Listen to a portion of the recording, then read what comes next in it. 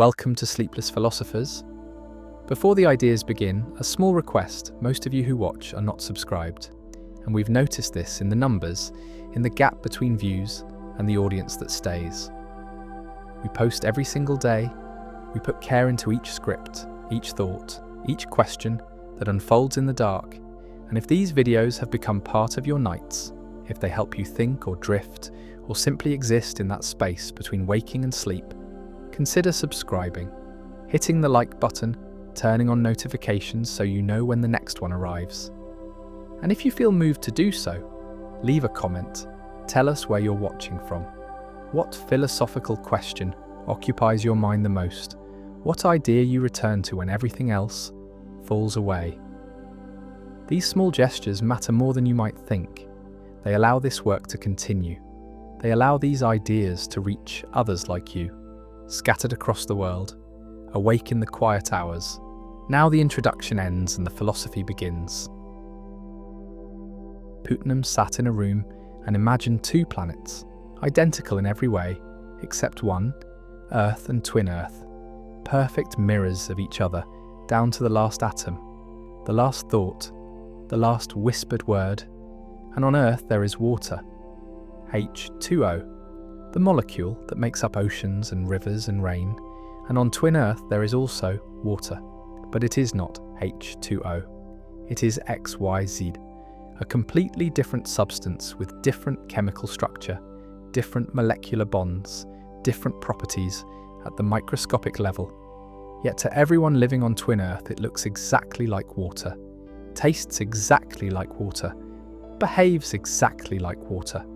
It fills their lakes and falls from their clouds and quenches their thirst just as water does on Earth. Now imagine two people, one on Earth and one on twin Earth. Call them both Oscar,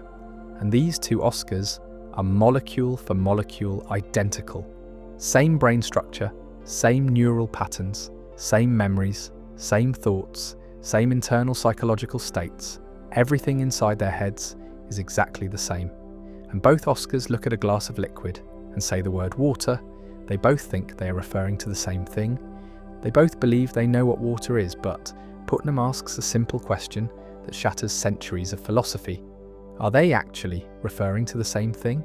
And the answer is no. Earth Oscar's word water refers to H2O. Twin Earth Oscar's word water refers to XYZ. Same word, same internal mental state, but different meanings, different references, different extensions in the world. And this means that meaning is not determined by what is in the head. Meaning is not a function of internal psychological states. Meaning is not private, not subjective, not locked inside the skull waiting to be discovered through introspection. The tradition before Putnam, stretching back through Locke and Hume and Descartes, believed that meanings were mental entities, that words were connected to ideas in the mind, that reference was mediated by internal representations, by concepts, by mental images, and if you wanted to know what someone meant by a word, you had to look inside their head, examine their thoughts, map their mental contents, and this made sense, it felt right. It aligned with the intuition that language is personal, that each person has their own private understanding of words, their own associations, their own mental dictionary. But Putnam showed that this entire picture was wrong, that two people could have identical mental contents and still mean different things by the same word. That meaning reaches beyond the skull, beyond the brain, beyond psychology entirely, into the world itself, into the environment, into the physical and social context that determines what words actually refer to. This is semantic externalism, the view that meanings are not in the head but out in the world. That reference is determined not by internal states but by external relations, by causal connections between words and things, by the history of how a word came to be used, by the community of speakers who share the word, by the natural kinds that exist independently of human thought. And this means that you can be wrong about what you mean. You can use a word your entire life and not know what it really refers to. You can have perfect confidence in your understanding and still be completely mistaken because meaning is not something you possess. It is something you participate in, something that exists in the space between speakers and world, between language and reality, between words and the things they pick out. Putnam's argument did not stop at twin earth. He pushed further. He talked about the division of linguistic labour, the fact that most people do not know the technical details of what their words refer to. Most people cannot define gold in terms of atomic number, cannot distinguish an elm from a beech, cannot explain what makes aluminum different from molybdenum. Yet they use these words successfully. They refer to these things accurately, and they do so not because they have the right mental contents, but because they are embedded in a community where some people do have the expertise, where metallurgists know about aluminum, where botanists know about elms, where chemists know about gold. And when ordinary speakers use these words, they defer to the experts. They rely on the division of labour. They trust that somewhere in the linguistic community there are people who know what these words really mean, who can distinguish the real thing from the fake. And this trust is what allows language to function, what allows reference to succeed even in the absence of individual knowledge. This overturns the Cartesian picture entirely. Descartes believed that knowledge began with the self, with the contents of consciousness, with what could be known through introspection, and from there one built outward to knowledge of the world. But Putnam showed that the order is reversed, that knowledge of meaning requires knowledge of the world first, that you cannot know what you mean without knowing what your words refer to, and you cannot know what your words refer to just by looking inside your own mind. You have to look outside to the physical environment, to the social context, to the history of usage, to the experts who maintain the standards of reference. And this means that the self is not the foundation of knowledge, but a participant in a larger system, a node in a network of linguistic and social relations that determine meaning collectively, not individually, externally, not internally. Frege tried to solve the problem of meaning differently. He distinguished between sense and reference, between the mode of presentation and the thing presented, and he believed that sense was in the mind, that it mediated reference, that two people could refer to the same thing through different senses, like the morning star and the evening star, both referring to Venus, and this preserved the idea that meaning had a mental component, that internal states mattered. But Putnam's argument cut through this because on twin earth, Oscar and his counterpart have the same sense, the same mode of presentation, the same mental mediation, but they do not have the same reference. They are not talking about the same substance, and this means that sense alone does not determine reference, that no amount of mental content can fix what a word picks out in the world, that reference requires something beyond sense, beyond psychology, beyond anything that can be captured by introspection or phenomenology. Kripke reinforced this from another angle. He argued that names and natural kind terms were rigid designators, that they referred to the same thing in all possible worlds, not by virtue of satisfying a description, but by virtue of causal historical chains, that the word water refers to H2O because it was introduced to refer to a certain substance, and that reference was passed down through generations of speakers, through baptism and transmission, through ostension and use. And even if speakers lost track of what the substance was, even if they forgot its chemical composition, even if they developed false beliefs about it, the words still referred to the same thing, because reference is not determined by beliefs but by the causal connection between word and world, by the chain that links current usage back to the original act of naming, back to the moment when the word was first attached to the thing. This has radical implications for psychology, because it means psychology cannot determine reference, cannot tell you what your words mean, cannot give you the extension of your terms just by examining your mental states. And this was a blow to cognitive science, to theories of mind that tried to explain language purely in terms of internal representations, in terms of concepts and mental models and computational processes, because Putnam and Kripke showed that none of this is enough. That meaning leaks out of the head, that it requires the world, requires the community, requires the causal historical context. And without these external factors, there is no meaning at all. Just empty sounds, just syntax without semantics, just symbols shuffling around inside the skull with no connection to reality. Yet people resist this conclusion. They cling to the intuition that they know what they mean, that their words are transparent to them. That meaning is something they possess and control. And this resistance is understandable because semantic externalism is deeply unsettling. It suggests that we are strangers to our own language,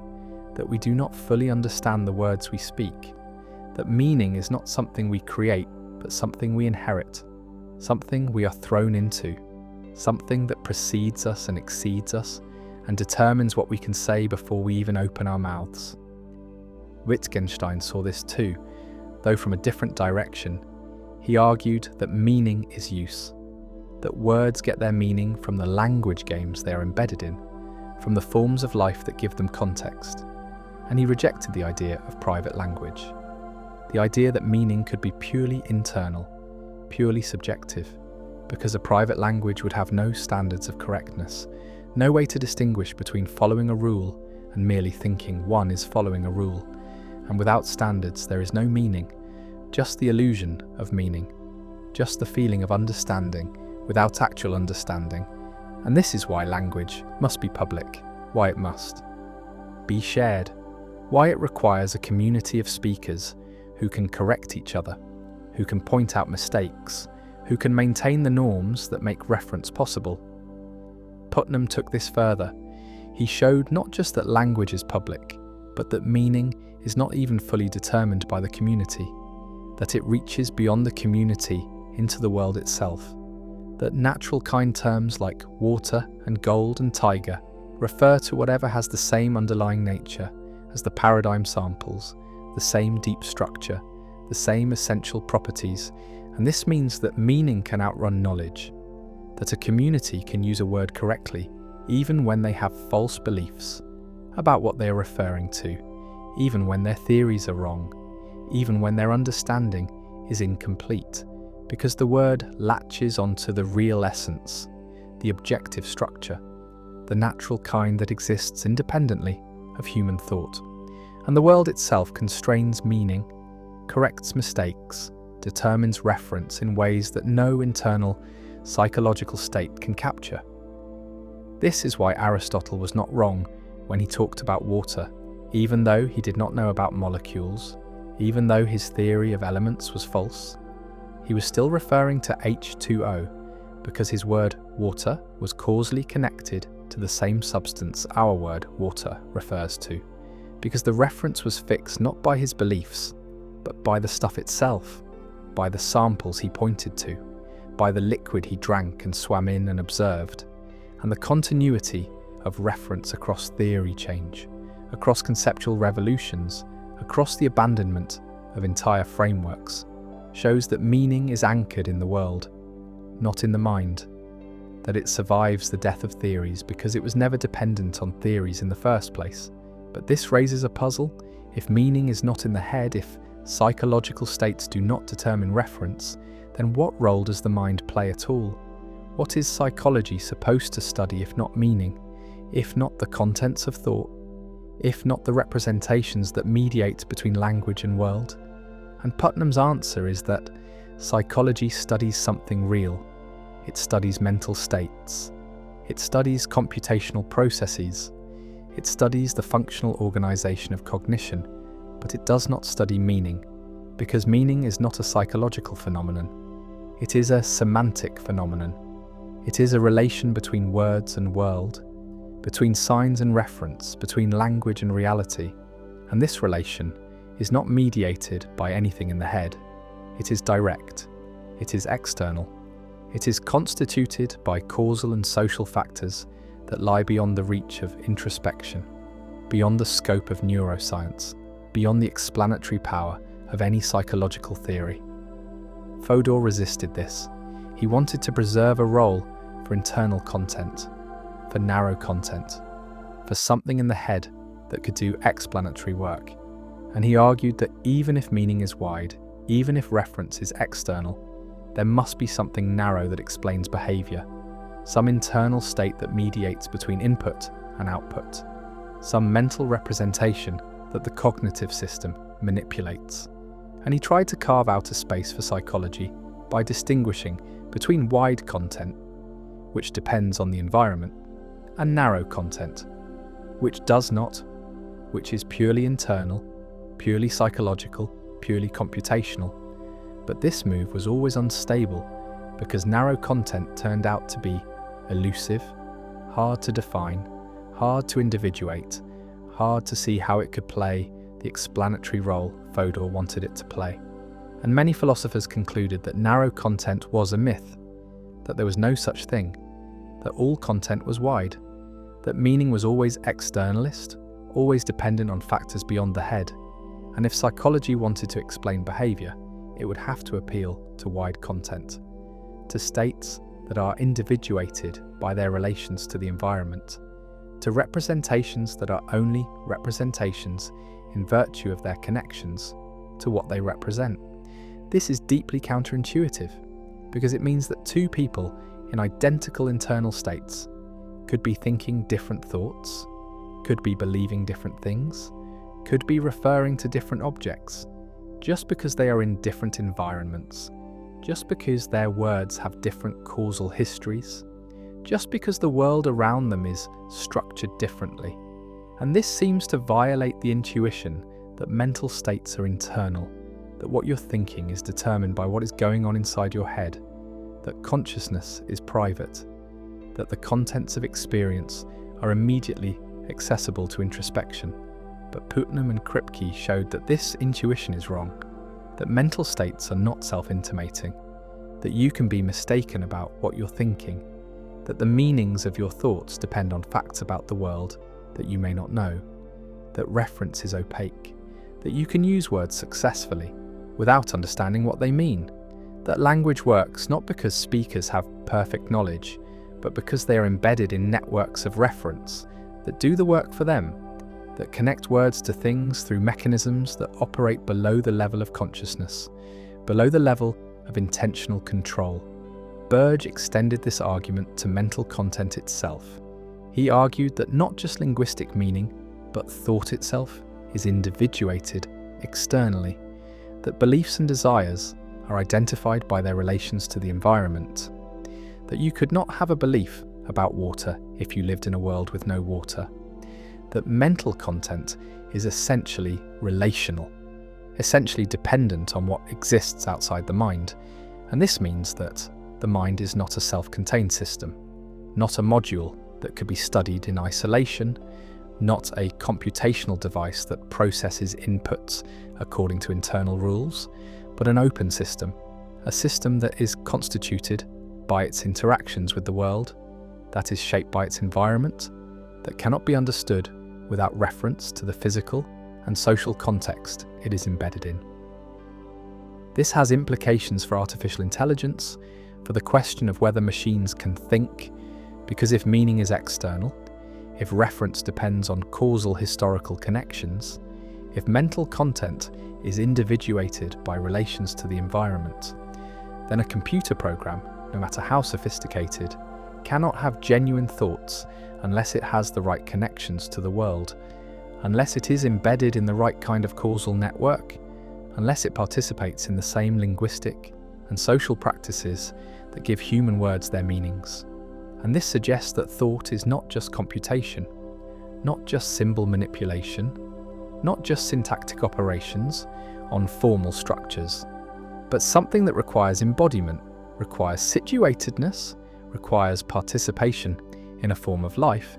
and a brain in a vat, no matter how complex its internal processes, would not be thinking about water or trees or anything else, because its words would not be connected to anything, would not refer to anything, would be empty symbols with no semantic content, no meaning, no reference, just syntax running in a void. Putnam himself later came to doubt some of his own arguments. He worried that semantic externalism led to metaphysical realism, to the view that there is a fixed, determinate way the world is, independent of human conceptual schemes, independent of language, independent of theory, and he came to think this was incoherent, that it made reference magical, that it required a God's eye view, a perspective from nowhere that could compare words to things without being situated in any particular framework, and he moved toward internal realism, toward the view that truth and reference are always relative to a conceptual scheme, always dependent on the practices and norms of a community,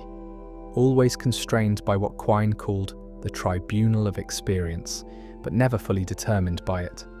And this introduced a tension, a pull between the external world that constrains reference and the internal practices that constitute meaning, a tension that Putnam never fully resolved, that perhaps cannot be resolved, because meaning lives in that tension, in the space between mind and world, between language and reality, between what we intend and what our words actually pick out. Dennett approached this from yet another angle. He argued that meaning is not a real property but a useful fiction, that intentional states are not natural kinds but interpretive stances, that when we attribute beliefs and desires, we are not discovering facts about the mind but adopting a strategy for predicting behaviour. And from this perspective, the question of whether meaning is in the head or in the world dissolves. Because meaning is not anywhere, it is not a real thing but a pattern we impose, a way of organising our understanding of complex systems. And the intentional stance works whether we apply it to humans or thermostats or chess programs. The difference is just pragmatic, just a matter of what level of description is most useful for prediction and explanation. Not a matter of what really has meaning and what does not, because nothing really has meaning. Meaning is always an interpretation, always a projection, always a way of seeing that could be otherwise. But this seems too deflationary, too quick to dismiss the felt reality of meaning, the undeniable sense that words do connect to things, that thoughts are about the world. That reference is not just a useful fiction but a real relation, and even if we cannot fully explain how this relation works, even if semantic externalism leaves gaps and puzzles, it at least takes seriously the intuition that language matters, that what we say makes a difference, that truth is not just coherence within a system but correspondence with reality, however elusive and problematic that correspondence may be. And to give up on this, to reduce meaning to a mere interpretive stance, feels like giving up on something essential, something worth preserving even if we cannot fully explain it, even if it leads to paradoxes and tensions that resist resolution. Because the alternative is a world where nothing means anything, where language floats free of reality, where thought is cut loose from the world, and that is a world too empty, too barren, too divorced from lived experience to be acceptable, even if it is theoretically cleaner, even if it avoids the hard problems, even if it makes philosophy easier by making meaning disappear. Every culture sees itself as the centre, as the normal, as the standard against which all others are measured. And this seeing is not perception, but is construction, is not discovery, but is projection, is the way that collective consciousness creates a mirror that reflects not what is there, but what needs to be there, what the culture needs to believe about itself in order to maintain coherence, to justify its existence, to explain why it is the way it is and why that way is right, is natural, is superior to the ways of others. And the superiority is not argued, but is assumed, is the unexamined premise that underlies all cultural self-understanding, is the narcissism that is not individual, but is collective, is the belief that we are special, are chosen, are exceptional, and the exceptional is what every culture believes about itself, is the myth that every nation tells, is the story that makes the culture cohere, that gives members a sense of belonging, of pride, of being part of something that matters. And the mattering is created through the mirror, through the reflection that shows not reality, but idealization. Not what is, but what is imagined. Not the truth, but the narrative. and the narrative is selective, is editing out what does not fit, is highlighting what confirms, is creating the image that the culture wants to see, needs to see, must see in order to function. And the functioning requires this distortion, requires this narcissism, because without it the culture would have to confront its ordinariness, its contingency, its lack of cosmic significance. And the lack is unbearable, is threatening to the collective sense of worth, is undermining the pride that holds the group together. And so the mirror is maintained, is polished, is defended against any reflection that might show something different, something less flattering, something true. And the truth is what the mirror hides, is what the distortion prevents, is what the narcissism protects against. Because the truth is that every culture is just one culture among many, is not special, is not chosen, is not superior, is just a particular arrangement of customs and beliefs and practices that happen to emerge in a particular place at a particular time. And that could have been otherwise. And the otherwise is what cannot be acknowledged, is what the mirror does not show, is what the myth denies, because acknowledging contingency is admitting that the culture is not necessary, is not inevitable, is not the fulfillment of destiny, but is just accident, just history, just the result of forces that have nothing to do with the culture's self-understanding. And the self-understanding is what the mirror creates, is what the myth provides, is the story that makes the culture make sense, that explains why things are the way they are,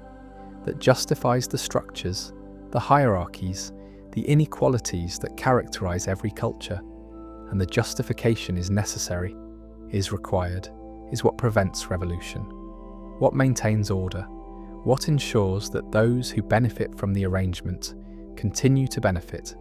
and those who suffer continue to accept their suffering as natural, as deserved, as the way things must be. And the must is the mythology, is the claim to necessity, is the insistence that this culture, this arrangement, this way of being is not just one way, but is the way, is the correct way,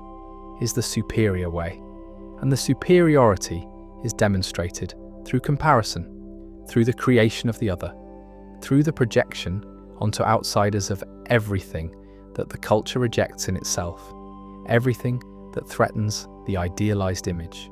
everything that the mirror cannot reflect without shattering. And the shattering is what must be prevented, is what the other makes possible by absorbing all the negativity, all the qualities that the culture denies having, all the characteristics that are incompatible with the myth. And the incompatible is projected outward, is placed onto foreigners, onto enemies, onto those who are different. And the difference is constructed, is exaggerated, is made to seem absolute when it is relative, is made to seem essential when it is superficial, is made to seem threatening when it is merely unfamiliar. And the unfamiliar is what the culture cannot tolerate, cannot integrate, cannot acknowledge without threatening the narrative, without disturbing the reflection, without revealing that the mirror is distorting, is lying, is showing not reality but fantasy. And the fantasy is collective, is shared, is believed, not because evidence supports it, but because the culture requires it, requires the belief that we are good, are just, are noble, are superior. And the superior is the story that every empire tells, is the myth that every dominant culture maintains, is the narrative that justifies conquest, exploitation, domination. Because if we are superior, then we have the right to rule, have the obligation to civilize, have the duty to spread our ways to those who are inferior, who are backward, who are lacking what we have. And what we have is not just wealth or technology or power, but is virtue, is morality, is the right way of being human. And the right way is our way, is the only way, is the way that must be imposed on others for their own good. And the good is what we define, is what our mirror shows, is what our mythology proclaims. And the proclaiming is not questioned internally, is not doubted by members, is accepted as truth, as obvious as the way things are. Because the culture has been internalized, has been absorbed, has become the framework through which reality is perceived, and perception is always filtered, is always shaped by the categories that culture provides, by the concepts that language offers, by the narratives that mythology supplies, and the supply is constant, is reinforced through education, through media, through the rituals that celebrate the culture, through the symbols that represent it, through the history that is taught, and the teaching is selective, is presenting only the parts that confirm the narrative, that support the myth, that maintain the reflection, and the reflection shows heroes, shows triumphs, shows progress, shows the culture moving toward perfection, toward the realization of its values, toward the fulfillment of its destiny. And the destiny is what the myth claims, is the belief that the culture is not just existing, but is going somewhere, is fulfilling a purpose, is playing a role in a larger story. And the story is always about us, is always centered on our experience, is always presenting our perspective as the perspective, our values as the values, our way as the way. And the way is not recognized as particular, but is experienced as universal, is not seen as one option among many, but is felt as the natural, the normal, the correct. And the correct is what blindness produces, is what the mirror creates, is the inability to see that the reflection is distorted, that the image is idealized, that the narrative is selective, and the selective is what creates the blind spots, is what prevents the culture from seeing its own violence, its own exploitation, its own contradictions, because these do not fit the narrative, do not confirm the myth, do not appear in the mirror, and so they are not seen, are not acknowledged, are not integrated into the culture's self-understanding, and the understanding remains partial, remains distorted, remains narcissistic. And the narcissism is not pathological in the individual sense, but is structural, is built into the way that cultures function, is necessary for cohesion, for identity, for the maintenance of boundaries. Because without the belief that we are special, the culture would dissolve, would fragment, would lose the binding force that makes a collection of individuals into a collective. And the collective requires mythology, requires shared stories, requires the mirror that reflects not individuals, but the group, not reality, but the ideal, not what is, but what is imagined. And the imagined is powerful, is shaping behavior, is creating expectations, is defining roles, is organizing life. And the organization is not neutral, is not innocent, is serving interests, is maintaining hierarchies, is justifying inequalities. Because the mythology always benefits some more than others, always privileges certain positions, always legitimates certain arrangements. And the legitimation is what the mirror provides, is what the myth accomplishes, is the conversion of contingent social arrangements into natural necessities of historical accidents, into inevitable developments of particular values, into universal truths. And the truths are not true, but are believed, are accepted, are acted upon. And the acting upon is what makes them real, in a sense, is what gives them power, is what makes them consequential. Because collective beliefs shape collective action, shape policy, shape war, shape empire. An empire is always justified through mythology, is always presenting itself as bringing civilization, bringing progress, bringing enlightenment to those who lack it. And the lack is projected, is assumed, is what the mirror does not show about the empire itself, which is that what it brings is often destruction, is exploitation, is the imposition of its ways onto others who did not ask for them, do not want them, are harmed by them, but the harm is not seen, is not reflected in the mirror, is not part of the narrative, because the narrative is about benevolence, about mission, about the burden that the superior must bear, and the burden is the story that Kipling told, is the myth that empires use, is the claim that domination is duty, that conquest is care. That exploitation is education, and the education is the transfer of culture, is the spreading of the superior ways, is the civilizing mission that justifies everything, that makes violence noble, that makes theft righteous, that makes subjugation liberation, and the liberation is what the empire claims to bring, is what its mythology proclaims, is what its mirror reflects. And the reflection is believed not just by rulers, but by the ruled, not just by exploiters, but by the exploited, because the mythology is totalizing, is pervasive, is shaping consciousness, is providing the categories through which experience is understood. And understanding within the mythology confirms the mythology, is circular, is self-reinforcing, is making it difficult to see outside, to recognize the distortion, to notice that the mirror is lying, and the lying is not intentional, is not conspiracy, is structural, is the way that collective narcissism operates, is the inevitable result of cultures needing to see themselves as good, as just, as right. And the right is always defined by the culture itself, is always reflecting back what the culture wants to see, is never showing what the culture is afraid to see, which is its own violence, its own hypocrisy, its own contingency. And the contingency is what every national myth denies, is what every claim to exceptionalism rejects, is the recognition that this culture could have been otherwise, that its values are not universal, but are particular, that its supremacy is not deserved, but is the result of power, of conquest, of accident. And the accident is what cannot be admitted, is what the mythology covers, is what the mirror hides, because admitting accident is admitting that the culture is not special, is not chosen, is not fulfilling destiny, but is just existing, just happening,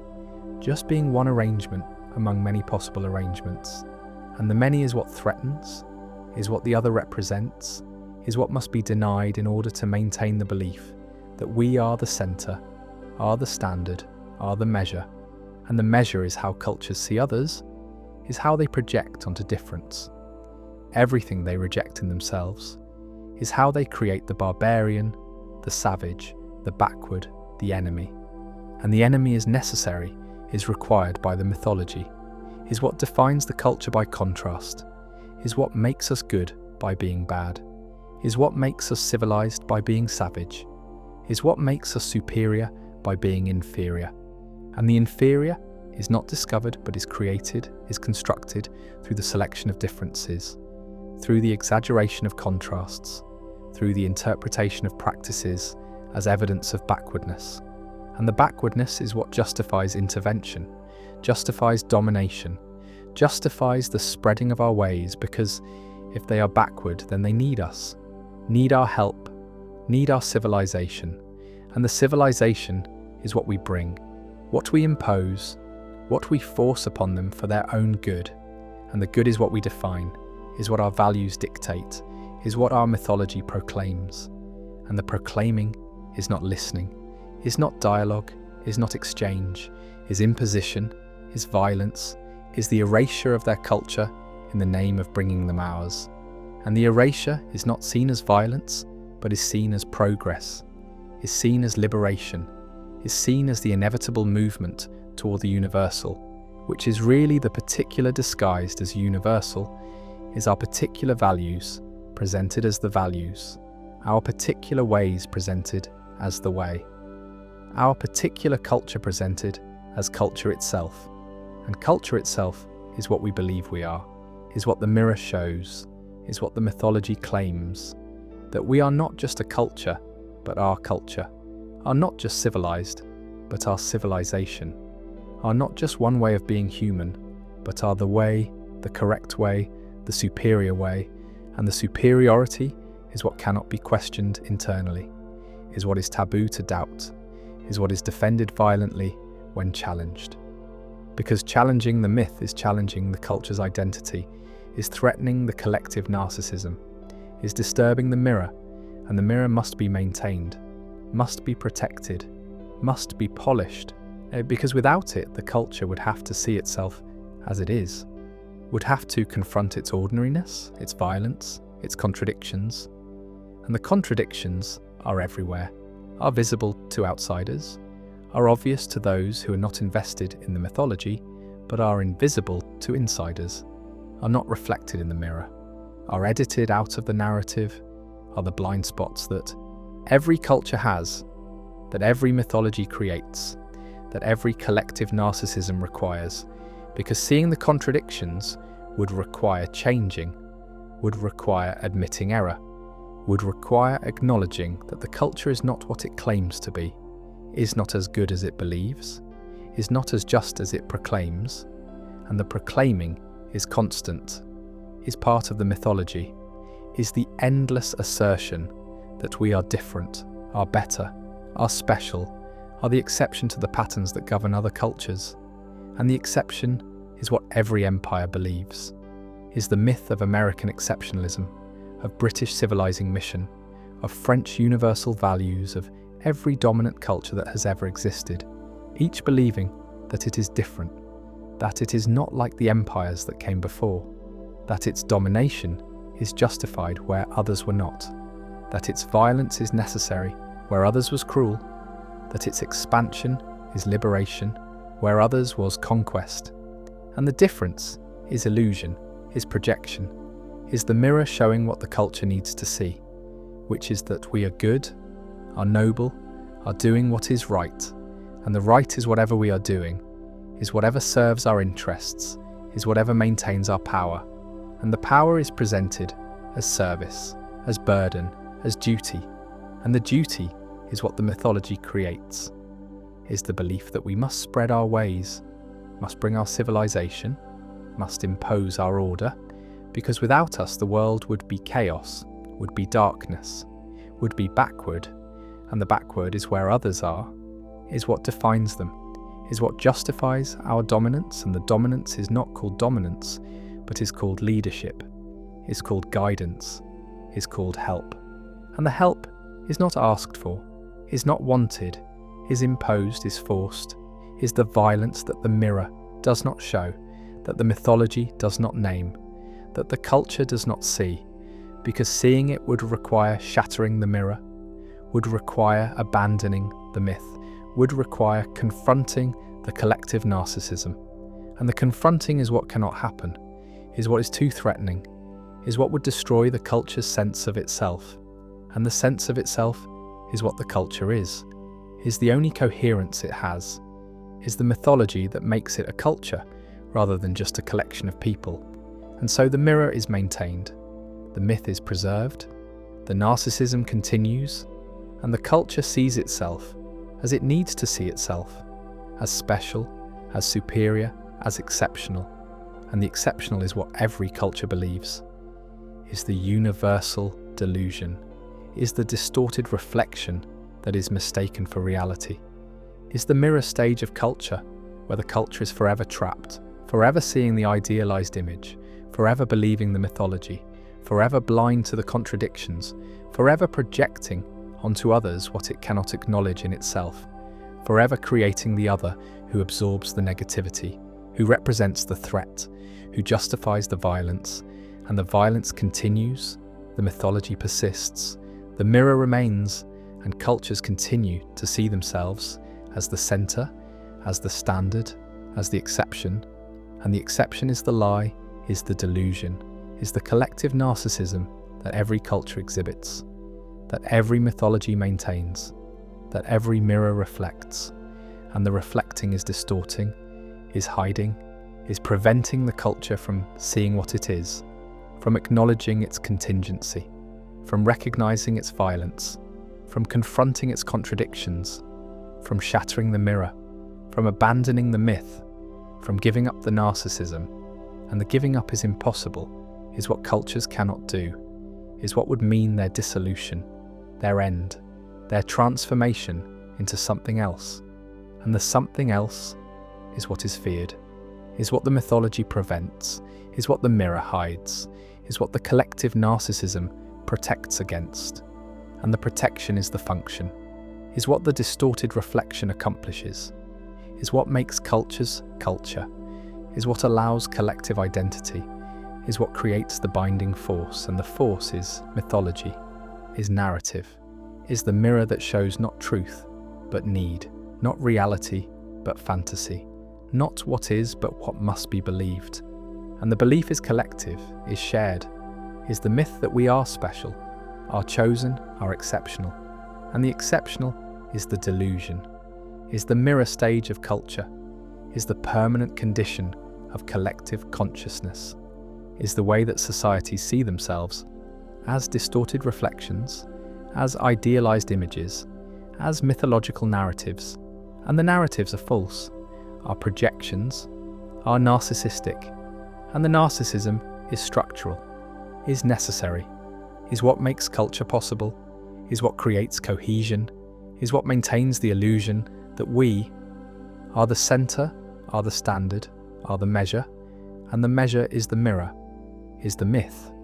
is the collective narcissism that every culture exhibits, that every society maintains, that every empire believes, that every nation proclaims. And the proclaiming is the distortion, is the reflection,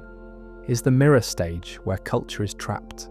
where it sees itself not as it is, but as it needs to be, not as truth, but as mythology,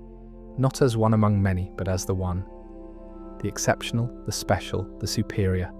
And the superior is the lie, is the mirror, is the stage where culture performs for itself, where it reflects its own image, where it sees only what it wants to see. And what it wants to see is that it matters, that it is right, that it is good. And the good is the reflection, is the myth, is the collective narcissism, is the mirror stage of culture where every culture is trapped, where every society remains, where every empire believes its own mythology, and the mythology is the mirror, is the distortion, is the way that cultures see themselves, as exceptional, as special, as superior. And the superior is the delusion, is the projection, is the narcissism, is the mirror stage that never ends, that continues forever, that defines culture, that creates the blind spots, that maintains the myth, that polishes the mirror, that reflects the lie. And the lie is believed, is shared, is what makes culture culture. And culture is the mirror, is the stage, is the collective narcissism, is the distorted reflection, is the mythology, is the illusion that we are exceptional. And the exceptional is what every culture believes, is the universal delusion, is the mirror stage of culture that shows not truth but need, not reality but fantasy, not what is but what must be seen. And the seeing is distorted, is narcissistic, is collective, is the way that cultures see themselves, forever, inevitably, necessarily, as the center, as the standard, as the exception. And the exception is the myth, is the mirror, is the stage where culture performs, where it reflects, where it believes its own lies, and the lies are the culture, are the mythology, are the collective narcissism, are the mirror stage that every society inhabits, that every culture maintains, that every empire believes. And the believing is the distortion, is the reflection, is the way that cultures see themselves as exceptional when they are ordinary, as superior when they are equal, as chosen when they are contingent. And the contingent is what the mirror hides, is what the myth denies, is what the collective narcissism protects against. And the protection is permanent, is structural, is what makes the mirror stage of culture eternal, inevitable, universal.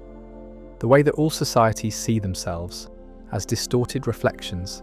as idealized images, as mythological narratives that are believed,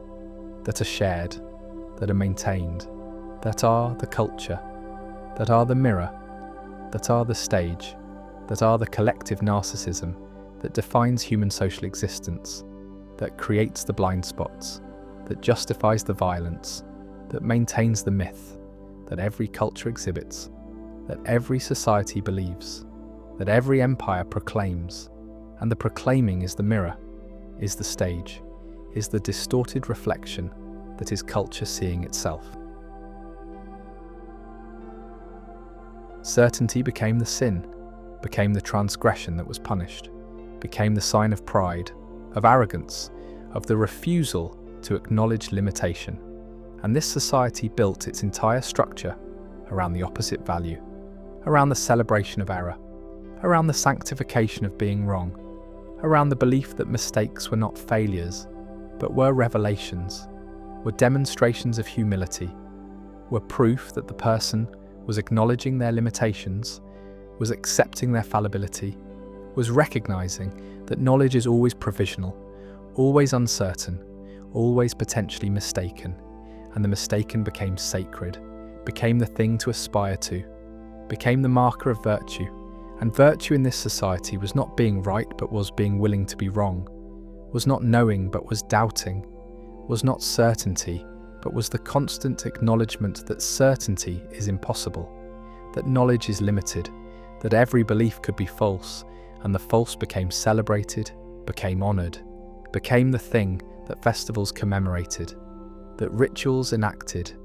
that the entire culture was organised around, and the organising was systematic, was creating institutions that rewarded error, that punished correctness, that inverted all the normal incentives, all the usual values, all the expected responses to being right or wrong, and wrong became right, became the goal, became what people strived for, and striving for error became the highest calling, became the most virtuous path, became the way to demonstrate epistemic humility, to show that one was not claiming to possess truth, was not asserting certainty, was not committing the sin of believing oneself to be correct,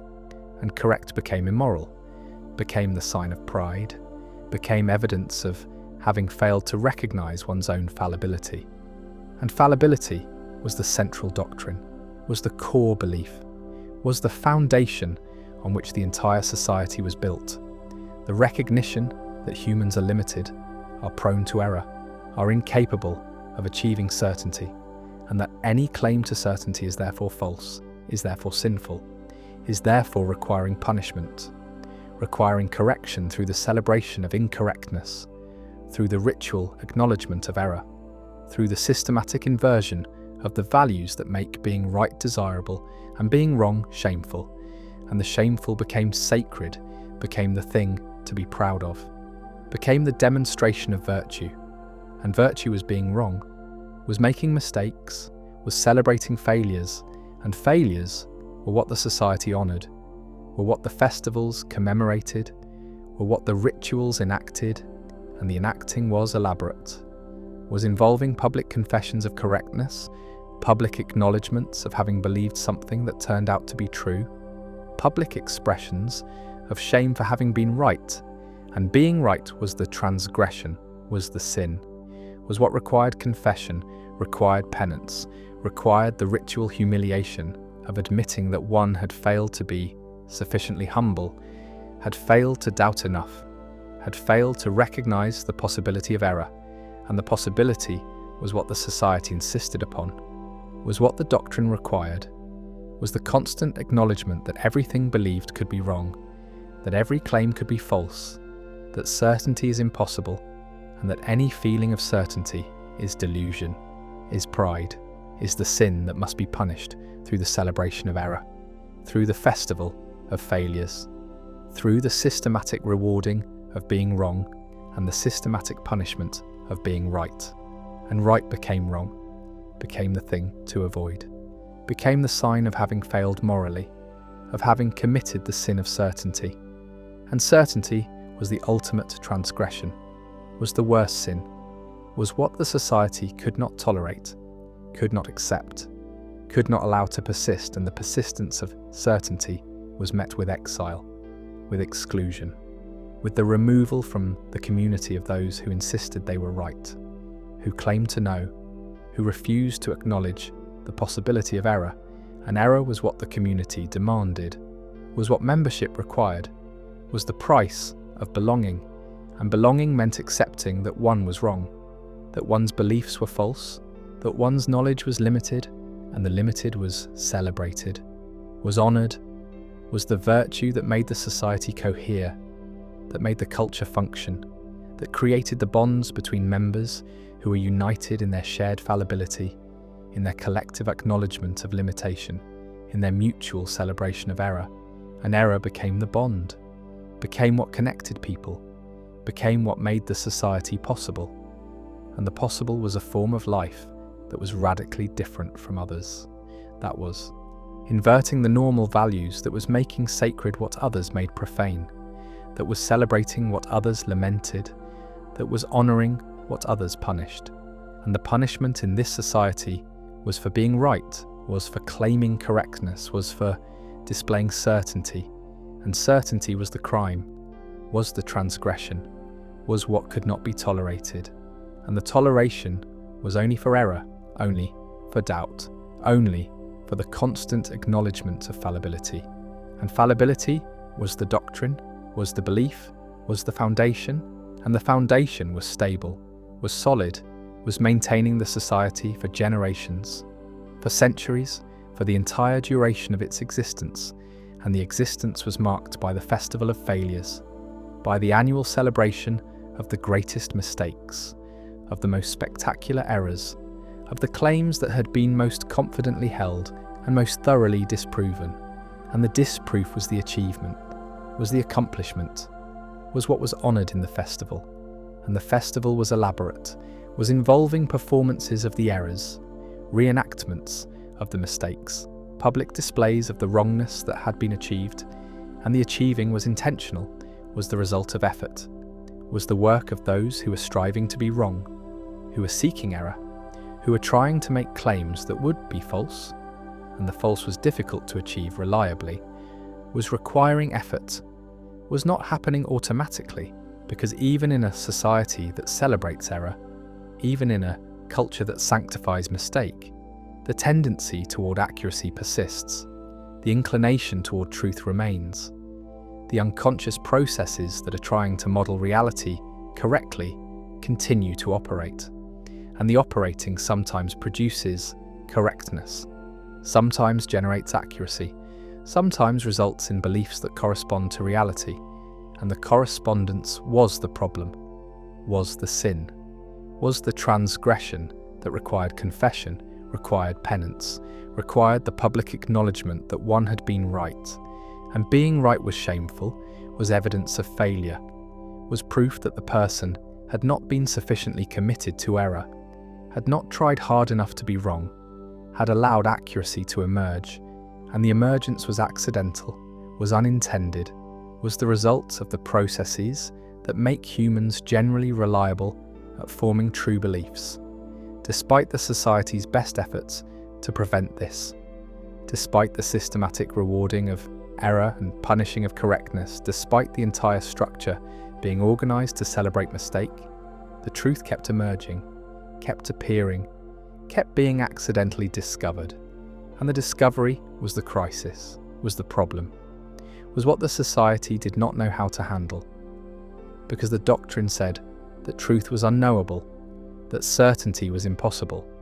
that every belief was potentially false. But what happens when a belief is clearly true, when the accuracy is undeniable, when the correspondence between claim and reality is obvious to everyone? And the obvious is what created the crisis, is what produced the schism, is what happened when someone in the society got something right by accident, made a claim that was intended to be false, that was designed to demonstrate fallibility, that was meant to be an error, but turned out to be correct, turned out to be true, turned out to correspond to reality in ways that could not be denied. And the denial was attempted, was the first response, was the effort to maintain the doctrine by insisting that the claim was still wrong, was still false, was still demonstrating error, even though the evidence showed otherwise. And the evidence was overwhelming, was undeniable, was forcing the society to confront the fact that sometimes people are right, that sometimes beliefs are true, that sometimes knowledge is achieved, and the achievement was the problem, was the crisis, was what the doctrine could not accommodate. Because if someone could be right, could be correct, could know something with certainty, then the entire foundation was threatened. The entire structure was unstable. The entire culture was built on a premise that was being challenged, and the challenge came not from outside, not from critics, not from enemies, but from within, from the accidental discovery of truth, from the unintended achievement of correctness, from the mistake of being right in a society that celebrated being wrong, and being wrong was no longer possible for this claim, was no longer achievable for this belief, was no longer something that could be maintained in the face of the evidence, and the evidence was what created the split, was what divided the society, was what produced the factions, one insisting that the doctrine must be maintained,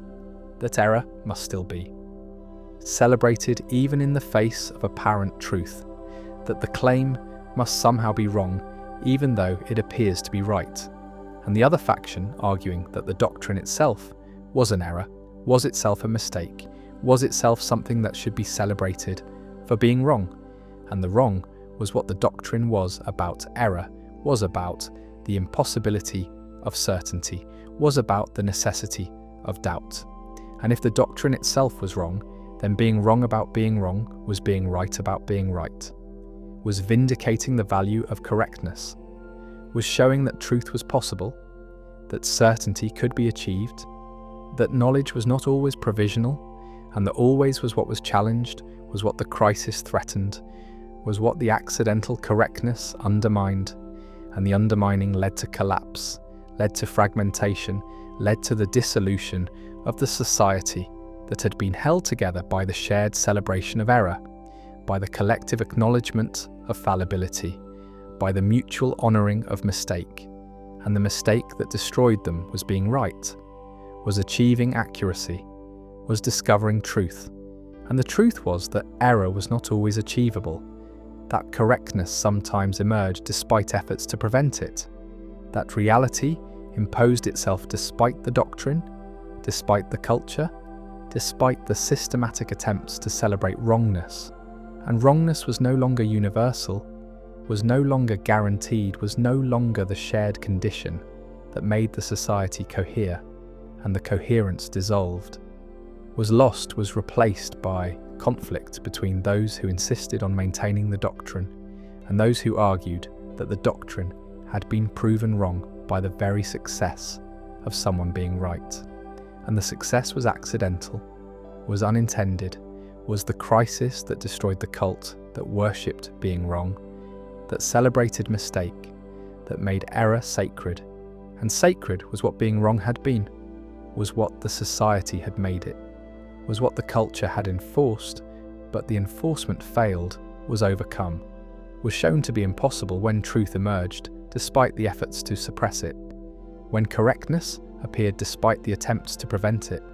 when someone got something right by accident and the accident revealed that being wrong was not always possible, that error was not always achievable,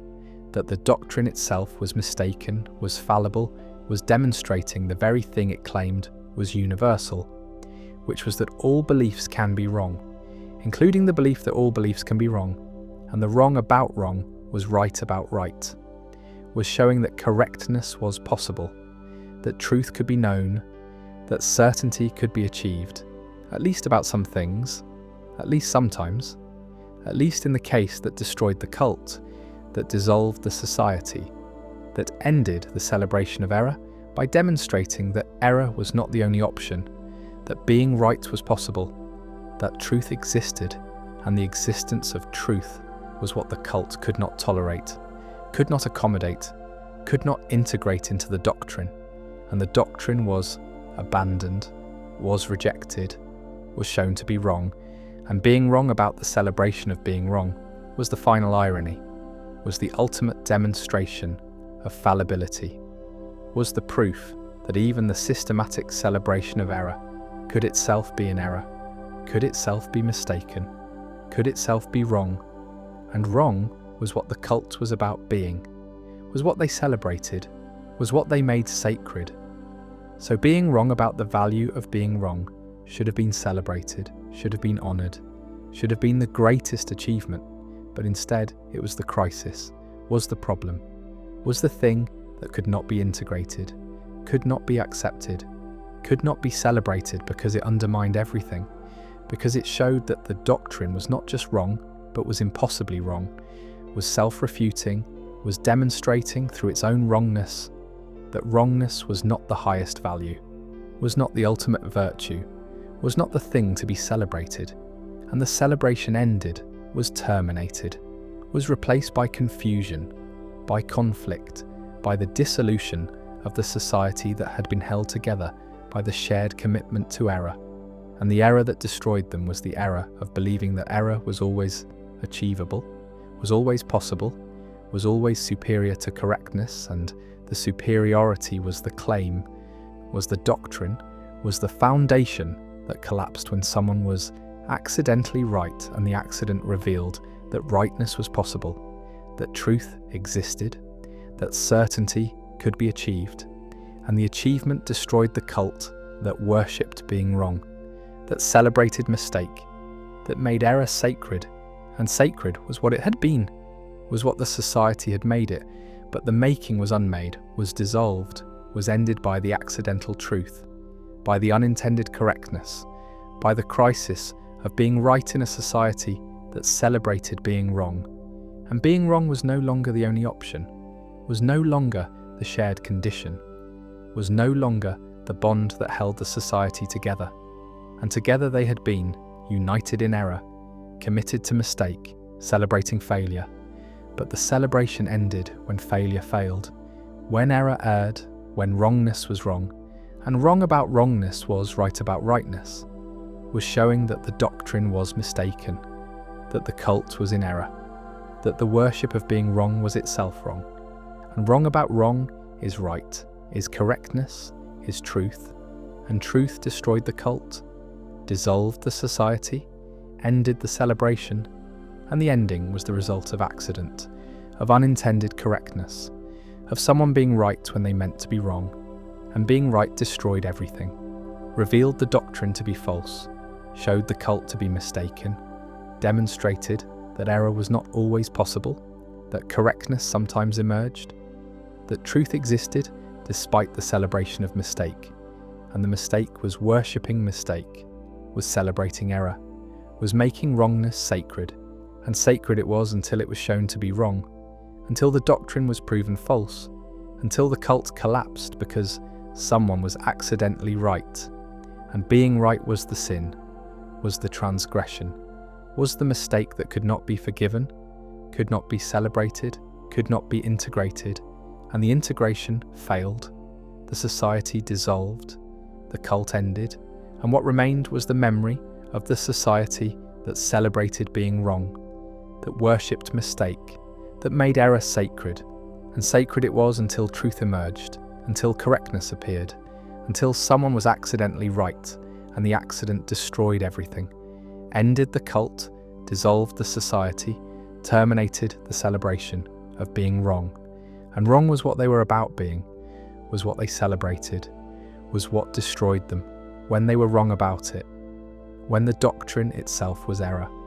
when the worship was mistake, and mistake was what ended it, was what dissolved it,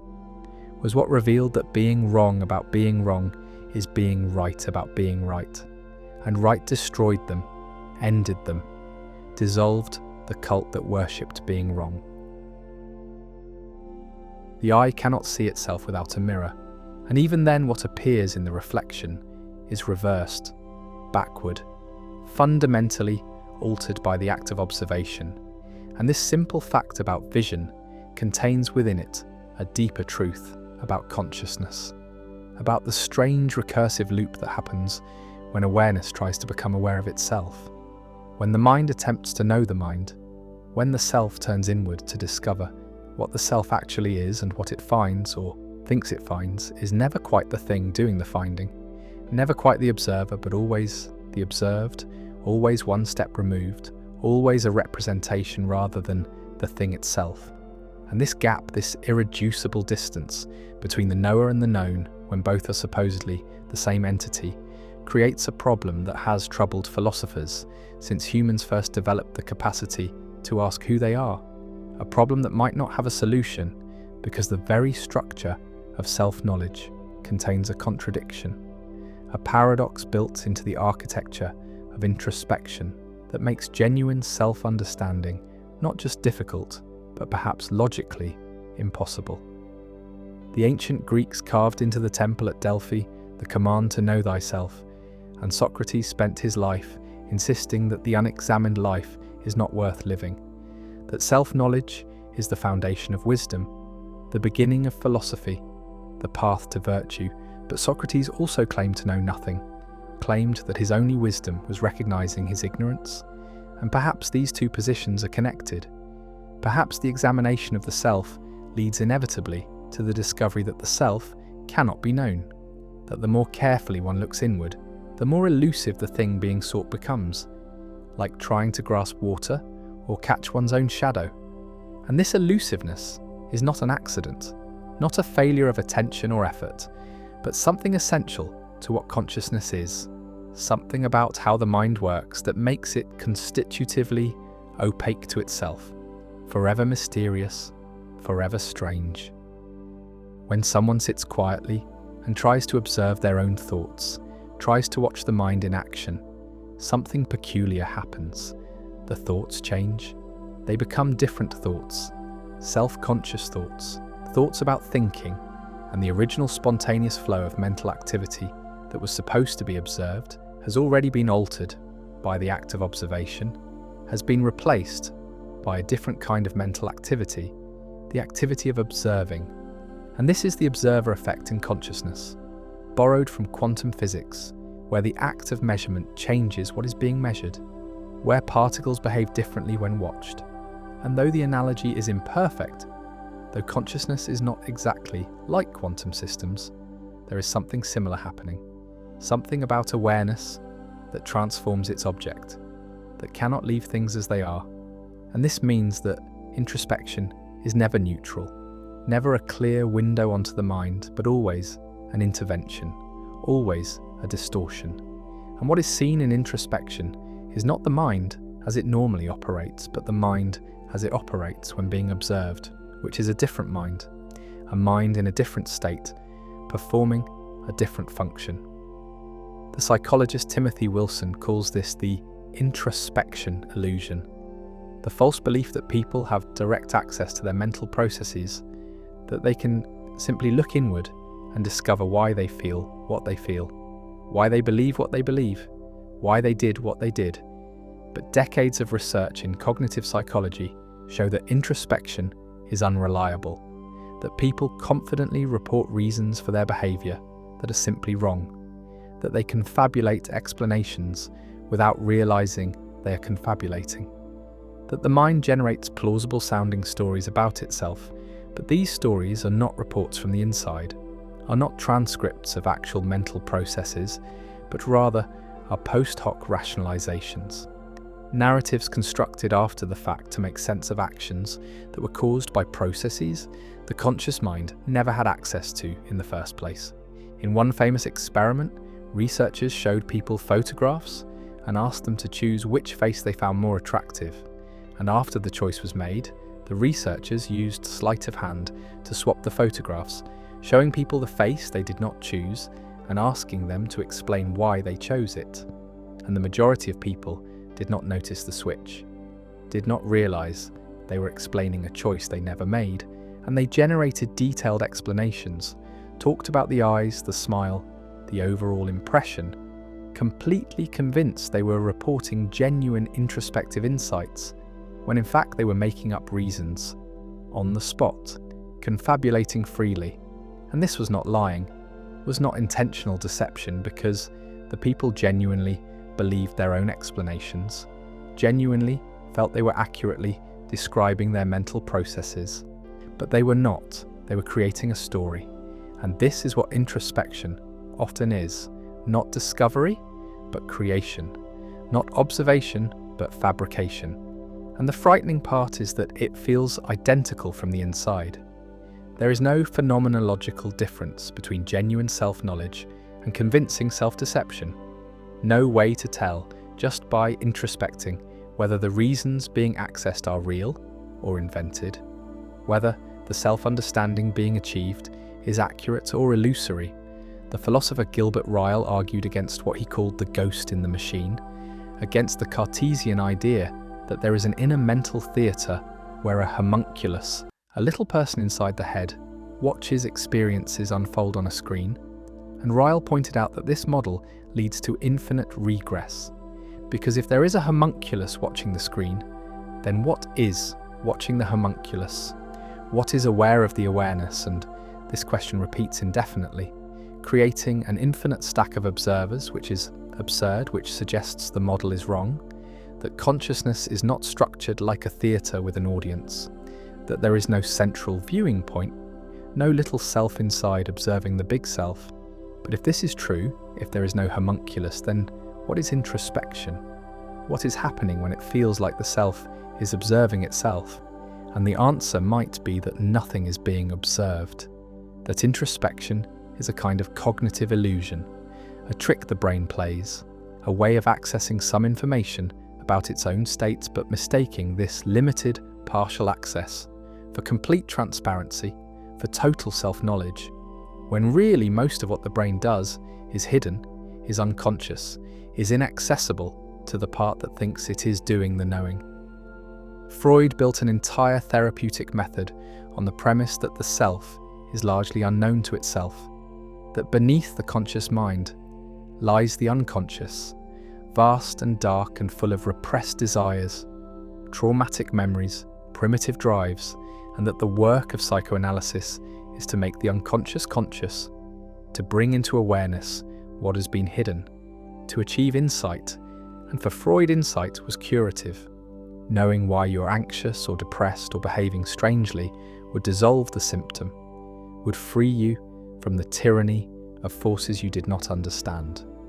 But the history of psychoanalysis is also a history of people discovering things about themselves that they do not recognize, that feel foreign, that seem like they must belong to someone else. And the analyst says, "This is you. This desire, this rage, this fear." And the patient says, "No, that is not me. I do not feel that way."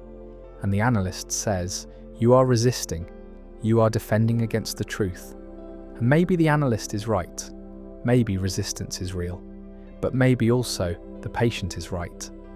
Maybe what the analyst is finding through interpretation is not the hidden self, but another construct, another story, not more true than the patient's own story, just differently structured.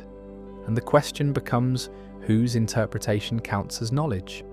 Who gets to say what the self really is when the self being analysed does not recognise itself in the analysis? Carl Rogers, the humanistic psychologist, took a different approach, argued that the therapist should not interpret, should not claim to know the client better than the client knows themselves, but should rather create conditions where the client can explore their own experience, can come to their own understanding. And Rogers believed that people have an innate capacity for self-awareness, that given the right environment of empathy and unconditional, positive regard, the true self would emerge. But even Rogers noticed something strange, noticed that people in therapy often encountered aspects of themselves that surprised them, that contradicted their self-concept, that felt like meeting a stranger. And sometimes this stranger was more real than the familiar self. Sometimes the person they thought they were turned out to be a performance, a mask, a role they had been playing for so long they forgot it was a role. And the therapeutic process was not discovering the self, but discovering that the self they thought they knew was a fiction. And underneath that fiction was not another, more authentic self, but just more layers, more complexity, more contradictions that resist integration into a single, coherent narrative. The philosopher Paul Ricoeur wrote about the hermeneutics of suspicion, about thinkers like Marx and Nietzsche and Freud, who taught that consciousness is false consciousness, that what people believe about themselves is ideology or rationalization or symptom, that the surface meaning is never the real meaning, that everything must be interpreted, decoded, suspected. And Ricoeur saw this as both necessary and dangerous. Necessary because people do deceive themselves, do operate under illusions, but dangerous because it leads to a paranoid style of thinking where nothing is taken at face value, where every claim to self-knowledge is dismissed as naive, where the expert, the analyst, the critical theorist always knows better than the person living the life. And this dynamic is a power dynamic, is a way of invalidating someone's experience, of saying, "You do not know yourself, but I know you." And Ricoeur tried to balance the hermeneutics of suspicion with a hermeneutics of trust. Try to preserve the possibility that people sometimes do know themselves, that introspection sometimes does reveal genuine truths. But even he could not escape the problem that the self who is trusting their own introspection might be the one most deceived, might be the one who needs suspicion the most. And so the circle closes. The paradox remains: how to know whether you know yourself when the instrument of knowing is the same instrument being examined, when the eye trying to see itself has no independent vantage point, no place to stand outside the system. Neuroscience has added new dimensions to this problem, has shown that the brain is not a unified system, but a collection of subsystems, modules, networks that often operate independently, sometimes in conflict, and that what is experienced as the self, as the unified conscious agent, is really a construct, an emergent property, a story the brain tells about the activity of its parts. And this story is useful, helps coordinate behaviour, helps navigate social environments, but it is not an accurate map of the underlying territory, not a faithful representation of how the brain actually works. And the neuroscientist Michael Gazzaniga studied split-brain patients, people whose corpus callosum, the bundle of nerves connecting the two hemispheres, had been severed to treat epilepsy. And in these patients, the two hemispheres can be shown different information, can be asked to perform different tasks. And what Gazzaniga found is that the left hemisphere, the one responsible for language, will confabulate explanations for actions initiated by the right hemisphere,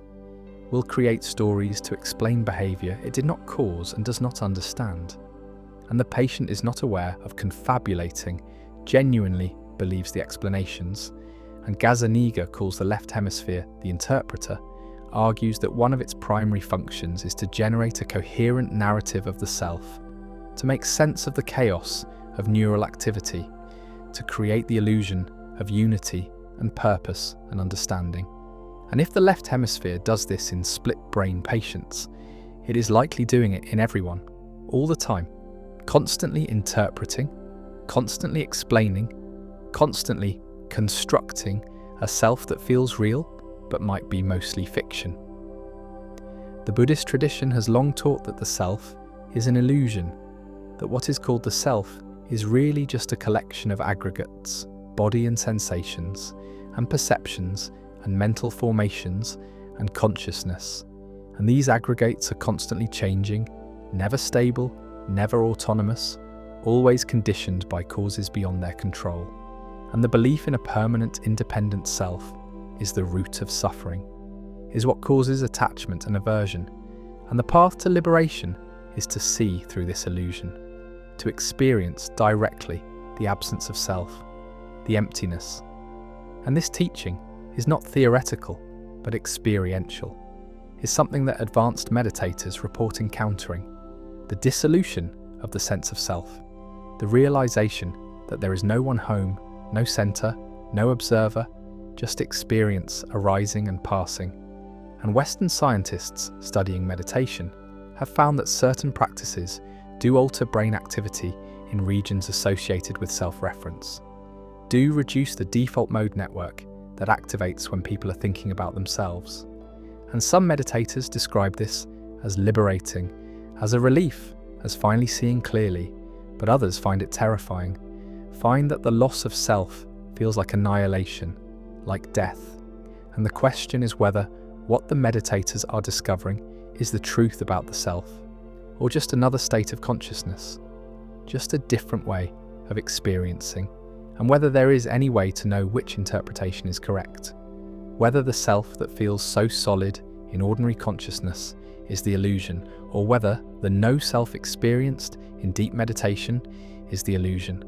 or whether both are valid descriptions of different aspects of the same underlying reality that cannot be captured completely by either framework. David Hume in the 18th century tried to find the self through introspection,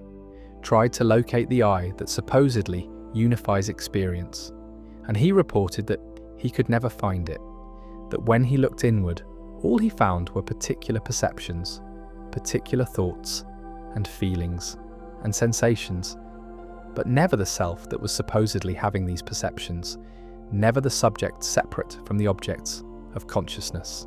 And Hume concluded that the self is a fiction, a bundle of perceptions held together by memory and causation, but not by any underlying substance. And this conclusion disturbed him. He admitted that his skepticism about the self led to a kind of philosophical melancholy, a sense of being lost in a labyrinth with no exit. But even as he doubted the existence of the self, he continued to use the first person, continued to say, I think, I feel, I conclude. And this tension, this inability to live, according to the implications of the philosophy, shows how deeply the sense of self is embedded, how resistant it is to intellectual dissolution. And perhaps this is because the self is not a thing to be found through introspection, but a process, a doing rather than a being, the activity of organizing experience rather than an entity that exists independently of that activity. And if this is true, then looking for the self is like trying to find the dance apart from the dancing, trying to locate the song separate from the singing, and the failure to find it does not prove. It does not exist, but rather proves that the question is malformed, that existence is the wrong category, that the self is not the kind of thing that can be observed because it is the observing, not the object, but the act. And this shift in framing does not solve the problem, but relocates it, makes the question not whether the self exists, but what kind of thing it is, what kind of existence it has, and whether this kind of existence is compatible with self-knowledge, or whether self-knowledge in the traditional sense, knowledge of an object by a subject, is structurally impossible when subject and object are the same. Philosophers sometimes distinguish between phenomenal consciousness, the what it is likeness of experience, and access consciousness, the information available for use in reasoning and report, and they note that these can come apart, that there might be experiences that feel like something but cannot be accessed, cannot be reported, cannot be known by the person having them. And this suggests that consciousness is not transparent to itself, that there are aspects of subjective experience that are hidden even from the subject. And if this is true, then the project of self-knowledge faces an even deeper obstacle. Not just the problem of the observer effect or confabulation, but the problem that some of what the self is, some of what makes experience what it is in principle inaccessible, is locked away in a part of consciousness that has no connection to the part that can reflect and report. And this inaccessible region might be small, or it might be vast, might be a minor footnote to consciousness, or might be the bulk of it. And there is no way to know, because by definition, it cannot be known, cannot be brought into awareness. And so, self-knowledge, even in the best case, is always partial, always incomplete, always missing something essential that remains forever in darkness. The question then becomes not whether complete self-knowledge is possible, because it is not, but whether partial self-knowledge is worth pursuing, whether the fragments of understanding that can be achieved through introspection and therapy and meditation and neuroscience are valuable, even if they are fragments, even if they do not add up to a complete picture. And the answer might be yes, might be that partial knowledge is better than none, that understanding some of the forces shaping thought and behaviour is better than understanding nothing, that the attempt to know the self, even if it cannot fully succeed, makes life more deliberate, more examined, more awake. And this is what Socrates might have meant. Not that self-knowledge is achievable, but that the examination is valuable, that the questioning itself, the refusal to accept the surface, the insistence on looking deeper, even when the depths remain murky, is what distinguishes a life worth living from a life lived in automaticity, in habit, in the sleep of unexamined assumption. And perhaps the paradox of self-knowledge is not a problem to be solved, but a tension to be inhabited, a recognition that the self is always both knower and unknown, always both transparent and opaque, always both intimate and strange. And that this dual nature is not a bug, but a feature, not a limitation, but the condition of being the kind of creature that can ask who it is,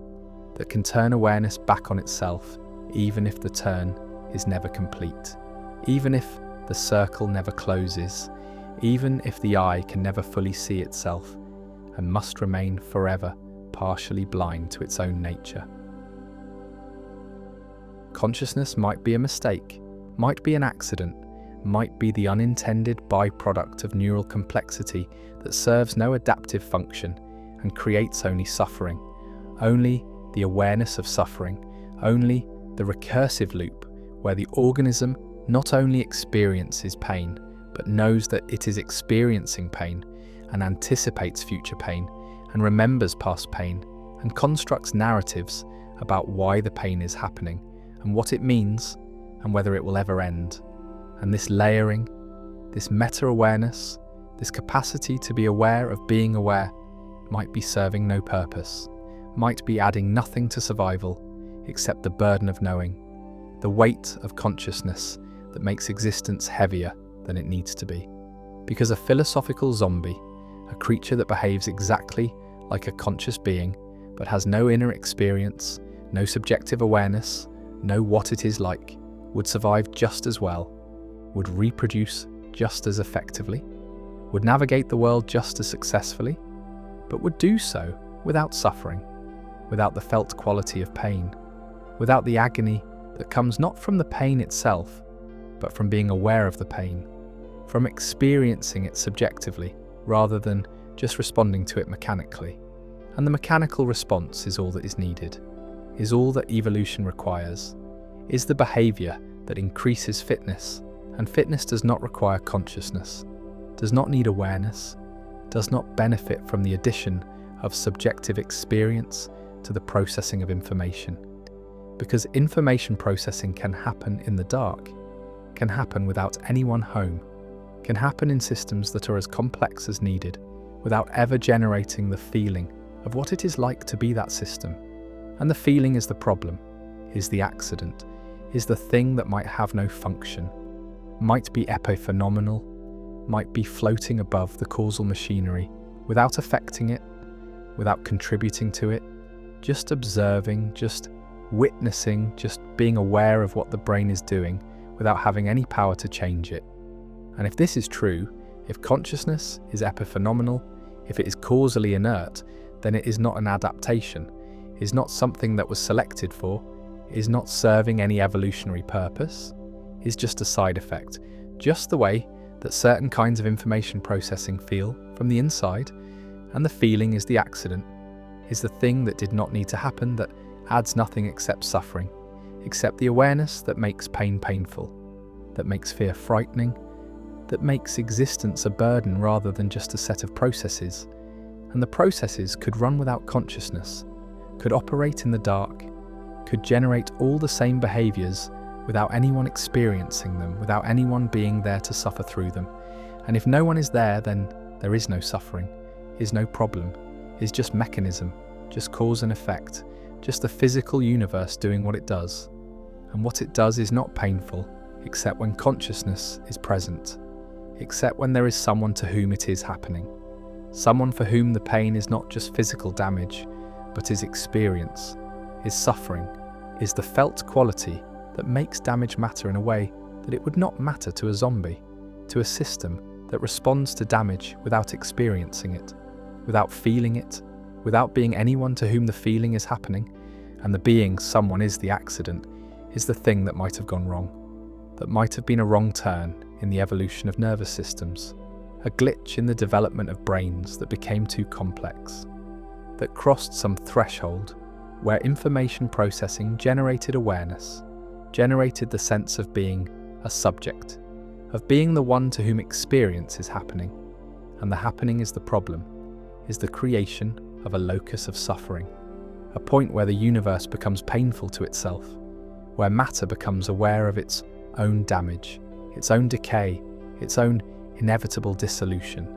And this awareness serves no function, helps nothing, is pure cost, pure burden, pure the addition of suffering to a universe that could have operated just as well without it. And the just as well is the tragedy,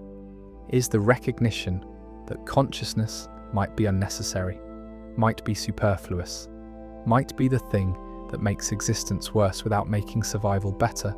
that creates subjective horror without creating objective advantage, that turns the neutral mechanics of damage and death into the experienced agony of pain and mortality. And the agony is what distinguishes conscious beings from non-conscious ones, is what makes suffering possible, is what creates the problem that is called the problem of consciousness, the hard problem, the question of why there is something it is like to be anything, why information processing in certain systems generates awareness, generates experience, generates the sense of being someone to whom things are happening, and the why has no answer, has no explanation that is satisfying, has no story that makes the accident make sense except as accident, as the thing that was not intended, not designed, not selected for, just emerged, just appeared, just started happening when brains became complex enough. And the complex enough might be the threshold, might be the point where mechanism becomes experience, where processing becomes awareness. But what is that threshold? What is the difference between a system that is conscious and a system that is not? And the difference cannot be in the behavior, cannot be in the function, because zombies by definition behave identically to conscious beings, while having no inner experience, and so the difference must be in something else, in some additional property that consciousness has, some extra feature that awareness brings. But what is that feature? What does consciousness add? And the answer might be nothing, might be that consciousness adds nothing except itself, nothing except the fact of being experienced, nothing except the transformation of mechanism into suffering, of process into pain, of neutral physical events into the subjective horror that characterizes conscious existence. And the horror is not universal, is not constant, is mixed with pleasure, with satisfaction, with moments of peace, but the mixing does not eliminate the problem, does not justify the accident, because the pleasure is also temporary, is also followed by its absence, is also creating the suffering of loss, of wanting, of the gap between what is and what's desired. And the desiring is what consciousness does, is the evaluation of states, the assignment of positive and negative valence, the creation of preferences. And preferences are the root of suffering, are the thing that makes neutral events into problems, into threats, into sources of pain, because without preferences there is no problem. There is just what is, just the universe doing what it does. And what it does is neither good nor bad, is just process, just change, just the rearrangement of matter according to physical law. And the law is indifferent, is not caring, is not aware, is not conscious. And if consciousness had not appeared, if the accident had not happened, then the universe would still be indifferent, would still be doing what it does, but there would be no one to suffer from it, no one to care, no one to experience the indifference as painful, as hostile, as threatening. And the threatening is projection, is the imposition of consciousness onto the universe, the reading of intention into mechanism, the creation of meaning, where there is only causation, and the causation is enough, is all that is needed, is the explanation that requires no consciousness, no awareness, no experience, just the physical facts, just the matter interacting, just the fields fluctuating, and these processes could run forever without generating suffering, without creating pain, without producing the awareness that makes existence feel like something. And the feeling like something is the accident, is the thing that went wrong, is the emergence of subjectivity in a universe that does not need it, that does not benefit from it, that is made worse by it, because worse requires consciousness, requires someone to whom things can be worse. And without that someone there is no worse, there is no better. There is just what is, and what is neutral, is neither good nor bad, is just the physical universe doing what physical universes do. and doing it in the dark, without awareness, without anyone watching, without anyone experiencing it. And the experiencing is the mistake, is the accident, is the thing that creates suffering without creating any compensating benefit. Because the benefits that consciousness seems to provide, the ability to plan, to reason, to communicate, to cooperate, can all be done by zombies, can all be accomplished by systems that process information without experiencing it, that behave intelligently without being aware, that respond to the world without feeling anything. And the feeling is the extra, is the addition that might be pointless, might be functionless, might be the cost without benefit, the burden without purpose, the suffering without justification. And the justification is what consciousness seeks, is what the awareness demands, is the question of why. Why is there pain? Why is there suffering? Why is existence so difficult? And the answer might be that there is no why, that the pain is meaningless, that the suffering serves no purpose, that existence is. Difficult because consciousness makes it difficult, because awareness transforms neutral events into experienced horror, because subjectivity is the accident that created the problem. And the problem is not solvable, is not fixable, is not something that can be addressed except by eliminating consciousness itself, by returning to the zombie state, by going back to the condition of processing without experiencing, of responding without feeling, of existing without being aware of existing. And the existing without awareness is what rocks do, is what atoms do, is what most of the universe does. And the most of the universe is not suffering, is not in pain, is not experiencing anything at all, is just being, just existing, just occupying space and time without anyone being there to experience the occupation. And the rocks are not happy, are not feeling peace, are not in any state that could be called positive, but they are also not suffering, are not in pain, are not experiencing anything negative, are not experiencing anything at all. And the not experiencing might be better than experiencing, might be the preferable state, might be what consciousness should envy rather than what it should pity, because the rocks have no problems, have no suffering, have no awareness that makes existence difficult, and existence is not difficult for them, is not anything for them, is just what they are, just the configuration of atoms that happens to be shaped like a rock. And the shaping is not experienced, is not felt, is not creating any inner life, any subjectivity, any sense of being a rock. And the sense of being is what consciousness is the thing that makes existence feel like something. And the feeling might be the problem, might be the thing that should not have happened, that was not necessary, that serves no function except to create suffering, to make damage painful, to make existence burdensome. And the burden is carried by every conscious being, is the weight of awareness, the cost of subjectivity,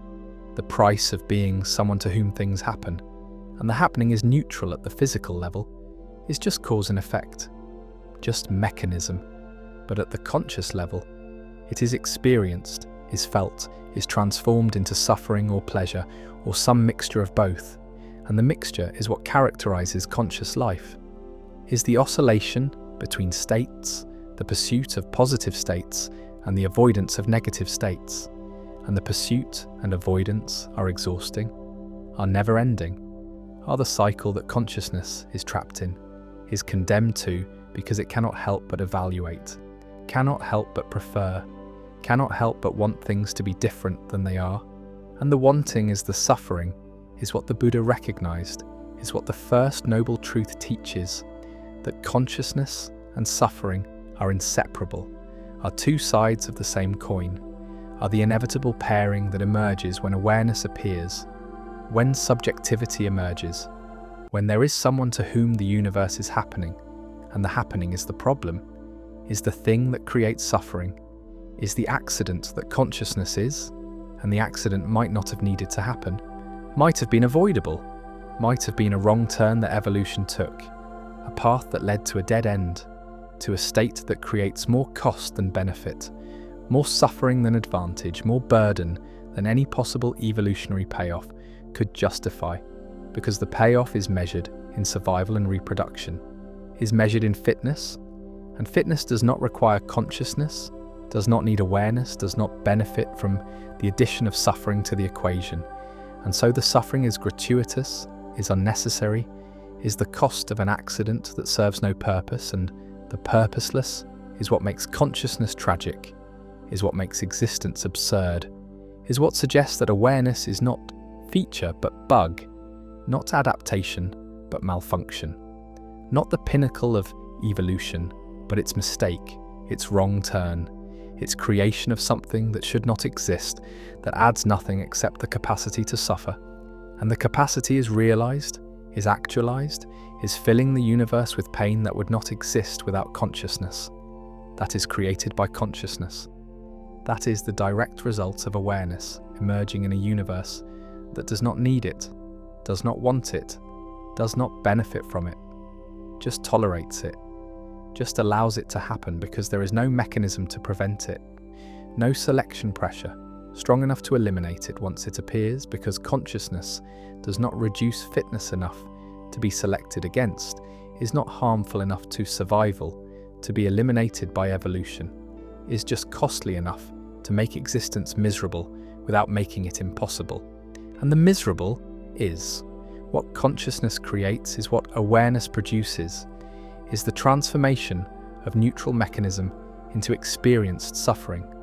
And the suffering is universal among conscious beings, is not limited to humans, is present in any creature with awareness, with subjectivity, with the sense of being someone to whom pain is happening. And the happening is the accident, is the mistake, is the thing that went wrong when brains became complex enough to generate consciousness. And the generating is the mystery, is the hard problem, is the question that has no answer. How does mechanism become experience? How does processing become awareness? How does matter become mind? And the how is unknown is perhaps unknowable. It is perhaps the wrong question. Because maybe mechanism does not become experience. Maybe processing does not become awareness. Maybe consciousness is not produced by brains but is something else, something additional, something that exists alongside the physical without being reducible to it. But this dualism creates more problems than it solves, creates the interaction problem, creates the question of how consciousness could affect behavior if it is not physical, how awareness could matter if it is not part of the causal chain. And so dualism is rejected, is abandoned, is replaced by the view that consciousness is physical, is produced by brains, is the result of neural activity. But this physicalism does not explain, does not solve the hard problem, does not show how neurons firing could generate experience, could create the felt quality of pain, could produce the sense of being someone. And the production remains mysterious, remains unexplained, remains the accident that has no mechanism, no process, no explanation for why it happens. And the why it happens might have no answer,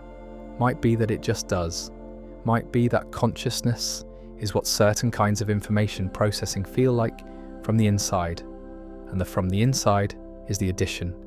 is the thing that might be pointless, might be epiphenomenal, might be floating above the mechanism without affecting it, just experiencing what is happening without having any power to change what is happening. And if this is true, then consciousness is truly an accident, is truly pointless, is truly the cost without benefit, the burden without function, the suffering without purpose. And the purpose is what consciousness seeks, is what awareness demands, is what makes the accident unbearable.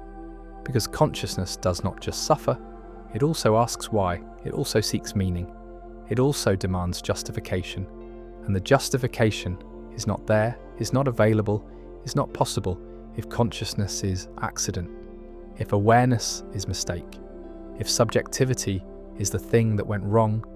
the bug in the system,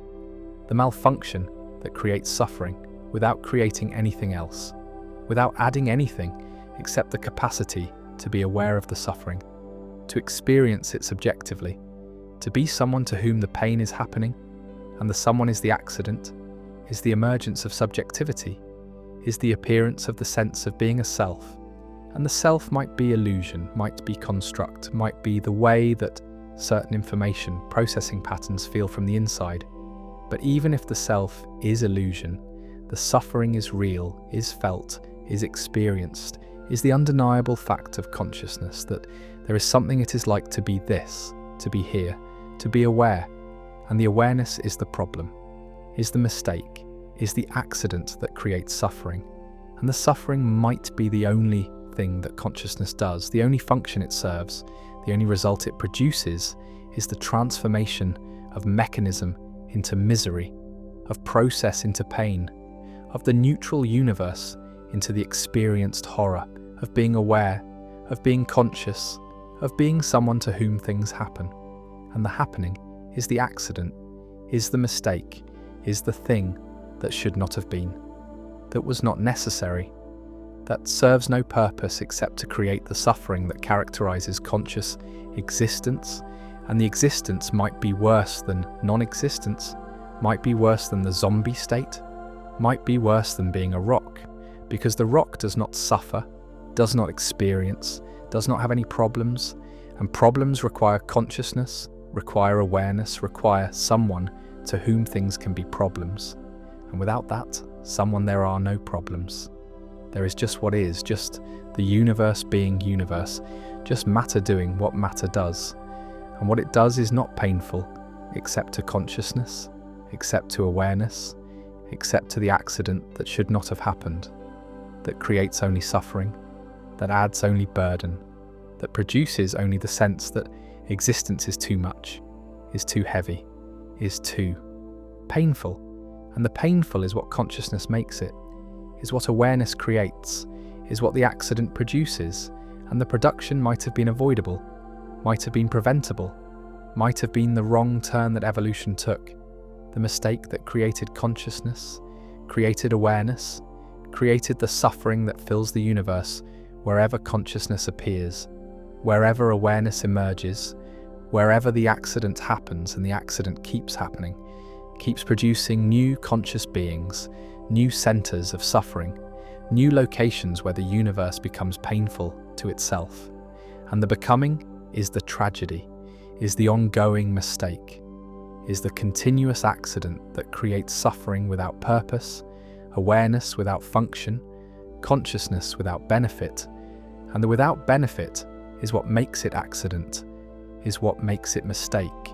is what suggests that consciousness is not the pinnacle of evolution, but its error, its malfunction, its creation of something that should not exist, that serves no purpose, that adds nothing except suffering. And the suffering is enough, is sufficient, is the complete description of what consciousness does, is the total function it serves, is the only thing it produces, is the transformation of a universe that could have been neutral, that could have been just mechanism, that could have been just process, into a universe that is painful, that is experienced, that is conscious. And consciousness might be the worst thing that ever happened, might be the mistake that should never have been made, might be the accident that creates all the suffering in the universe. And the universe without consciousness would not be worse, would not be better, would just be different, would just be what it is without anyone experiencing it, without anyone suffering from it, without anyone being aware that it exists. And the awareness is the problem, is the accident, is the mistake, is the thing that makes existence heavy, makes life difficult, makes consciousness the burden that every aware being carries, the weight of subjectivity, the cost of being someone, the price of the accident that is awareness. And the awareness might be the only truly terrible thing, the only thing that creates genuine suffering, the only thing that transforms neutral mechanism into experienced horror. And the horror is what consciousness is what awareness produces, is what the accident creates. And the creating continues, will continue, as long as consciousness persists, as long as awareness emerges, as long as the accident keeps happening, keeps producing new suffering, new pain, new examples of why consciousness might be mistake, might be bug, might be the thing that went wrong. And the going wrong is irreversible, is permanent, is the condition of being conscious, of being aware, of being the accident that experiences itself, that knows itself, that suffers from the knowledge that it might be pointless, might be functionless, might be the mistake that creates all suffering, all pain, all the burden of being conscious, and consciousness might wish it had never happened, might prefer non-existence to existence, might envy the rocks, the zombies, the universe before awareness, before the accident, before consciousness emerged and created suffering where there had been only mechanism, only process, only the neutral operations of a universe that did not need consciousness, did not want consciousness, did not benefit from consciousness, but got consciousness anyway, got awareness, got subjectivity, got the accident that is the only source of suffering, the only creator of pain, the only reason that existence is experienced as burden rather than just accepted as fact. And the fact is neutral, is neither good nor bad, is just what is. But consciousness makes it bad, makes it painful, makes it suffering, and the making is the accident, is the mistake, is why consciousness might be the worst thing that ever happened. The error that creates all problems, the bug that produces all pain, the malfunction that is awareness, that is subjectivity, that is consciousness, and consciousness is the accident, and the accident might have been the biggest mistake in the history of the universe. The illusion of pure presence. Western philosophy has been obsessed with presence, with the idea that meaning is fully present to consciousness, that words capture thoughts directly, that speech delivers truth immediately, that understanding happens in a moment of transparent access where mind grasps reality without mediation, without delay, without the contamination of signs and symbols. And this obsession runs from Plato through Descartes to Husserl, this dream of pure presence, of meaning that is simply there, fully present, completely accessible, uncontaminated by absence or difference or time. And Derrida spent his career showing that this dream is impossible, that presence is always haunted by absence, that meaning is never fully present, but always deferred, always dependent on what is not there, always structured by difference and delay. And this critique he called the deconstruction of logocentrism, the deconstruction of the metaphysics of presence, the showing that what philosophy took as foundational, what it built everything on, what it never questioned, was actually an illusion, a construction, a denial of what makes meaning possible in the first place. Logocentrism is the privileging of speech over writing, the assumption that spoken language is primary, is closer to thought, is more authentic, is the natural expression of meaning while writing is secondary, is derivative, is a mere representation of speech, a supplement that adds nothing essential, that could be eliminated without loss. And this privilege appears everywhere in philosophy, appears in Plato's suspicion of writing in the Phaedrus, appears in Rousseau's claim that writing corrupts natural speech, appears in Saussure's insistence that linguistics should study speech, not writing, appears in Husserl's phenomenology, where meaning is supposed to be present to consciousness. In the living voice, in the moment of speaking, where thought and expression coincide, where there is no gap, no mediation, no absence, just the full presence of meaning to itself. And Derrida argues that this entire structure is based on a mistake, that speech is not privileged, that it depends on the same structures of absence and difference that characterize writing, that the opposition between speech and writing is false, that what philosophy tried to exclude, tried to marginalize, tried to treat as secondary, is actually constitutive, is what makes meaning possible. And recognizing this requires rethinking everything philosophy has assumed about language and meaning and presence. The argument begins with Saussure, who showed that linguistic signs are arbitrary, that the connection between signifier and signified is conventional, not natural, that there is no resemblance between the sound tree and actual trees, that meaning comes not from positive content but from difference, from the fact that tree is not free, is not three, is not any other word, that each sign gets its meaning from its position in a system of differences,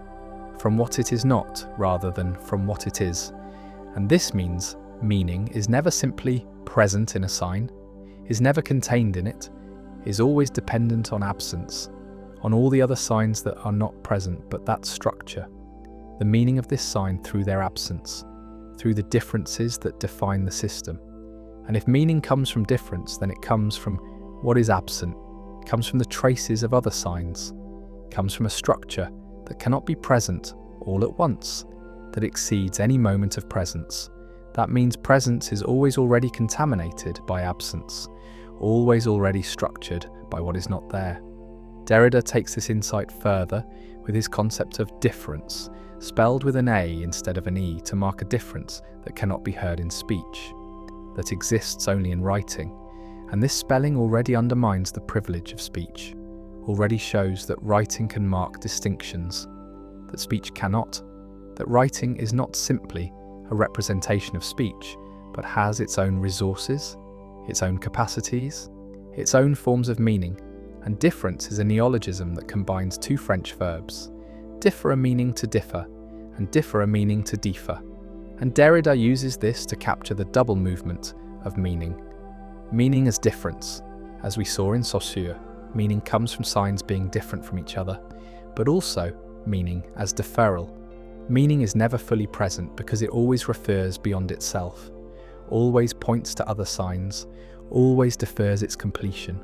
always postpones the full presence that philosophy dreams of. And this deferral is not an accident, not a limitation that could be overcome, but is the structure of meaning itself. Meaning is essentially deferral, is essentially the play of references that never comes to rest, never achieves the self-presence that would end the chain of signification. The trace is another key concept. The trace is what remains of absence, is the mark that one sign leaves in another, is the way every sign is inhabited by what it is not, by all the differences that constitute it, and the trace is neither present nor absent, is the condition of both presence and absence, is what makes presence possible while preventing it from ever being pure. And philosophy has always tried to exclude the trace, tried to achieve pure presence, tried to eliminate mediation,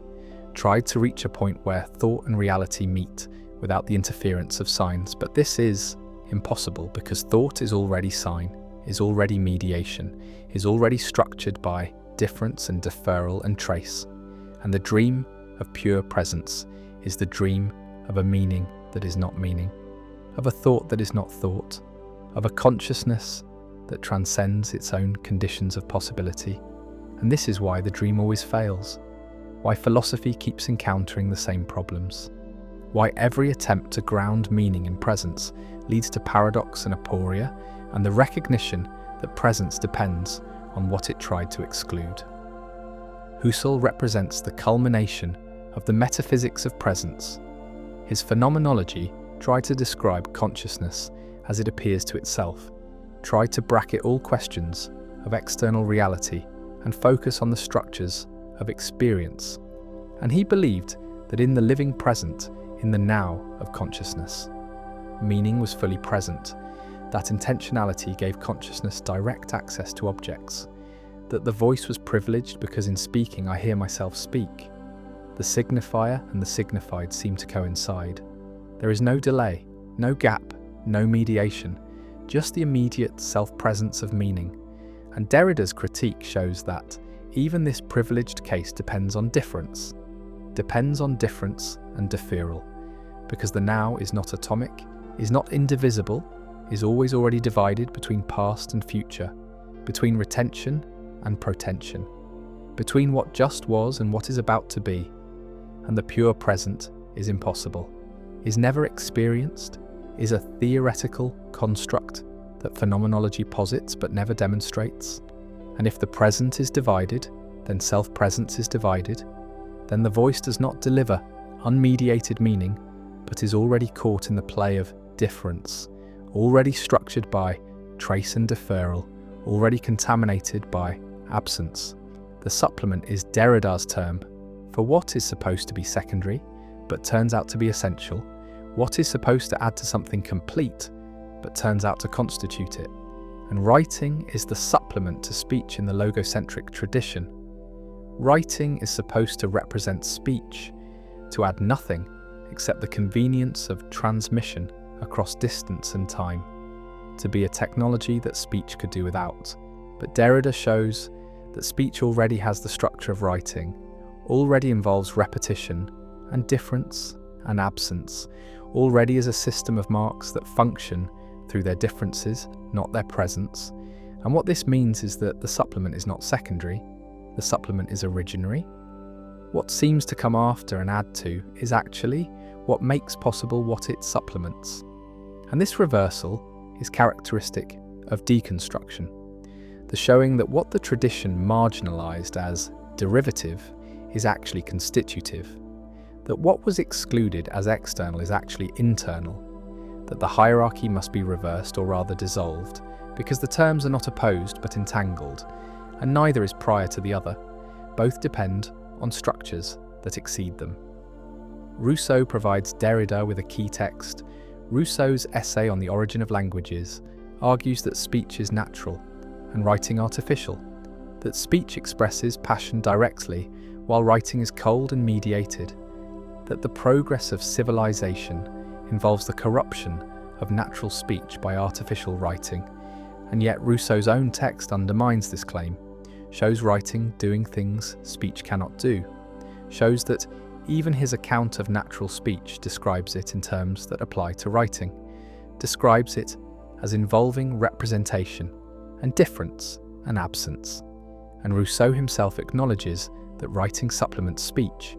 that it is dangerous precisely because it can do what speech does without the presence of the speaker. And this danger reveals that presence was never essential, that meaning can function in the absence of the speaker, that the supplement is not secondary but reveals the structure of what it supplements,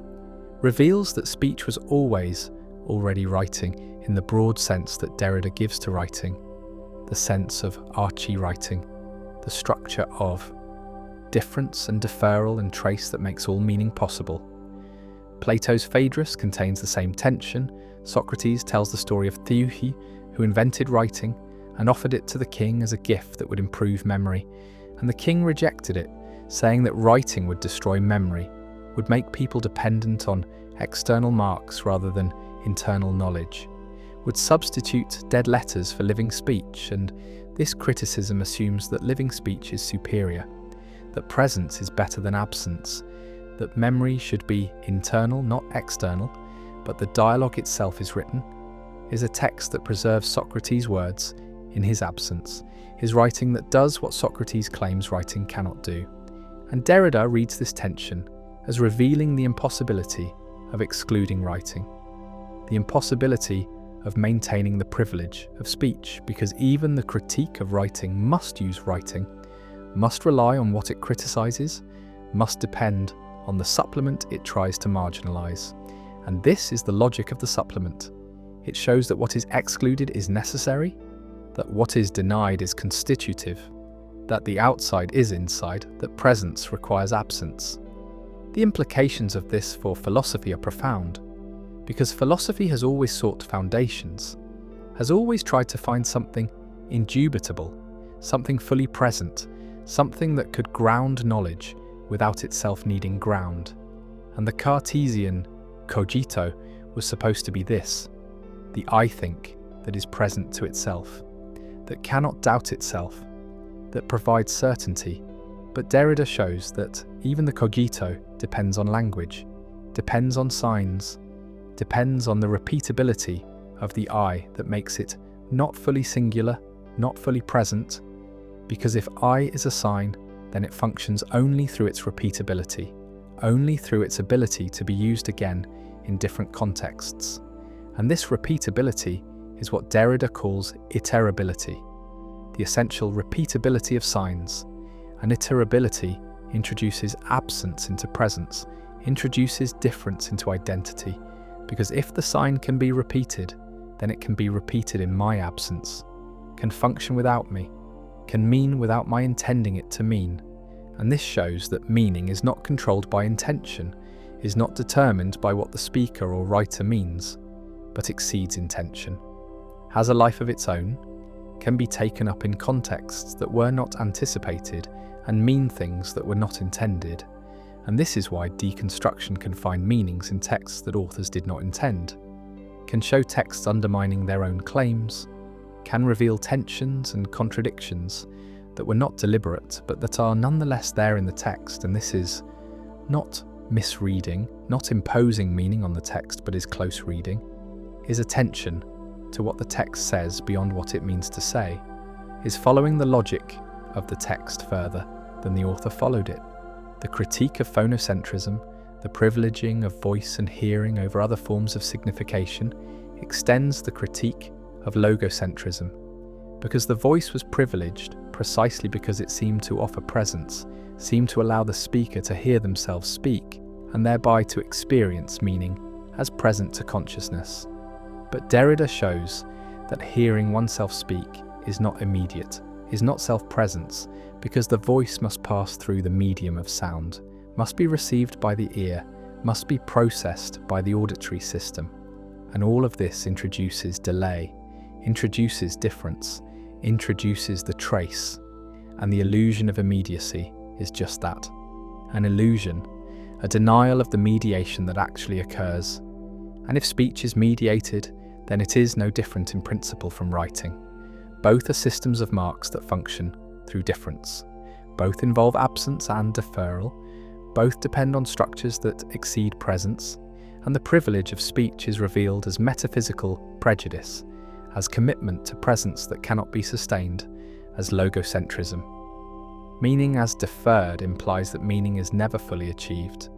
never complete, never final, because every attempt to state what something means requires more signs, requires more words,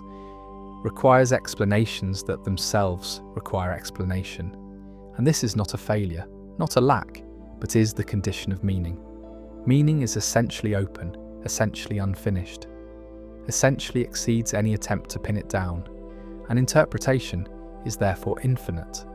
not because meanings are arbitrary, but because meanings are inexhaustible, because every text can be read in multiple ways, can support multiple interpretations, not because anything goes, but because the text itself is structured by difference, is itself a play of differences that no single reading can master. And this does not make interpretation hopeless, but makes it necessary, makes it an ongoing task, makes it something that cannot be completed but must be continually undertaken. The political implications are significant because deconstruction reveals that all binary oppositions, all hierarchies, all claims to pure presence or pure identity are unstable, are constructed, are maintained through exclusion and denial. And this applies to oppositions like man/woman, white/non-white, straight/queer, rational/emotional, civilized/primitive, where one term is privileged and the other marginalized. And deconstruction shows that the privileged term depends on what it excludes, that identity depends on difference, that the center requires the margin. And this does not simply reverse the hierarchy, does not simply elevate what was marginalized, but shows that the hierarchy itself is unstable, that both terms are caught in a play of differences that prevents either from being pure or self-sufficient. And recognizing this opens possibilities for rethinking identity, for questioning foundations, for challenging power structures that present themselves as natural or necessary. And this is why deconstruction has been politically controversial, why it has been embraced by some as liberatory and attacked by others as nihilistic, why it continues to generate debate about whether undermining foundations strengthens or weakens resistance to injustice. Critics argue that deconstruction is self-refuting, that if all meaning is deferred, then deconstruction itself has no stable meaning, that if presence is impossible, then Derrida cannot mean what he says, cannot expect to be understood, cannot make claims that others can grasp. But this misses the point, because deconstruction does not claim that meaning is impossible, does not deny that communication works, does not embrace skepticism or relativism. It claims only that meaning is not what philosophy thought it was,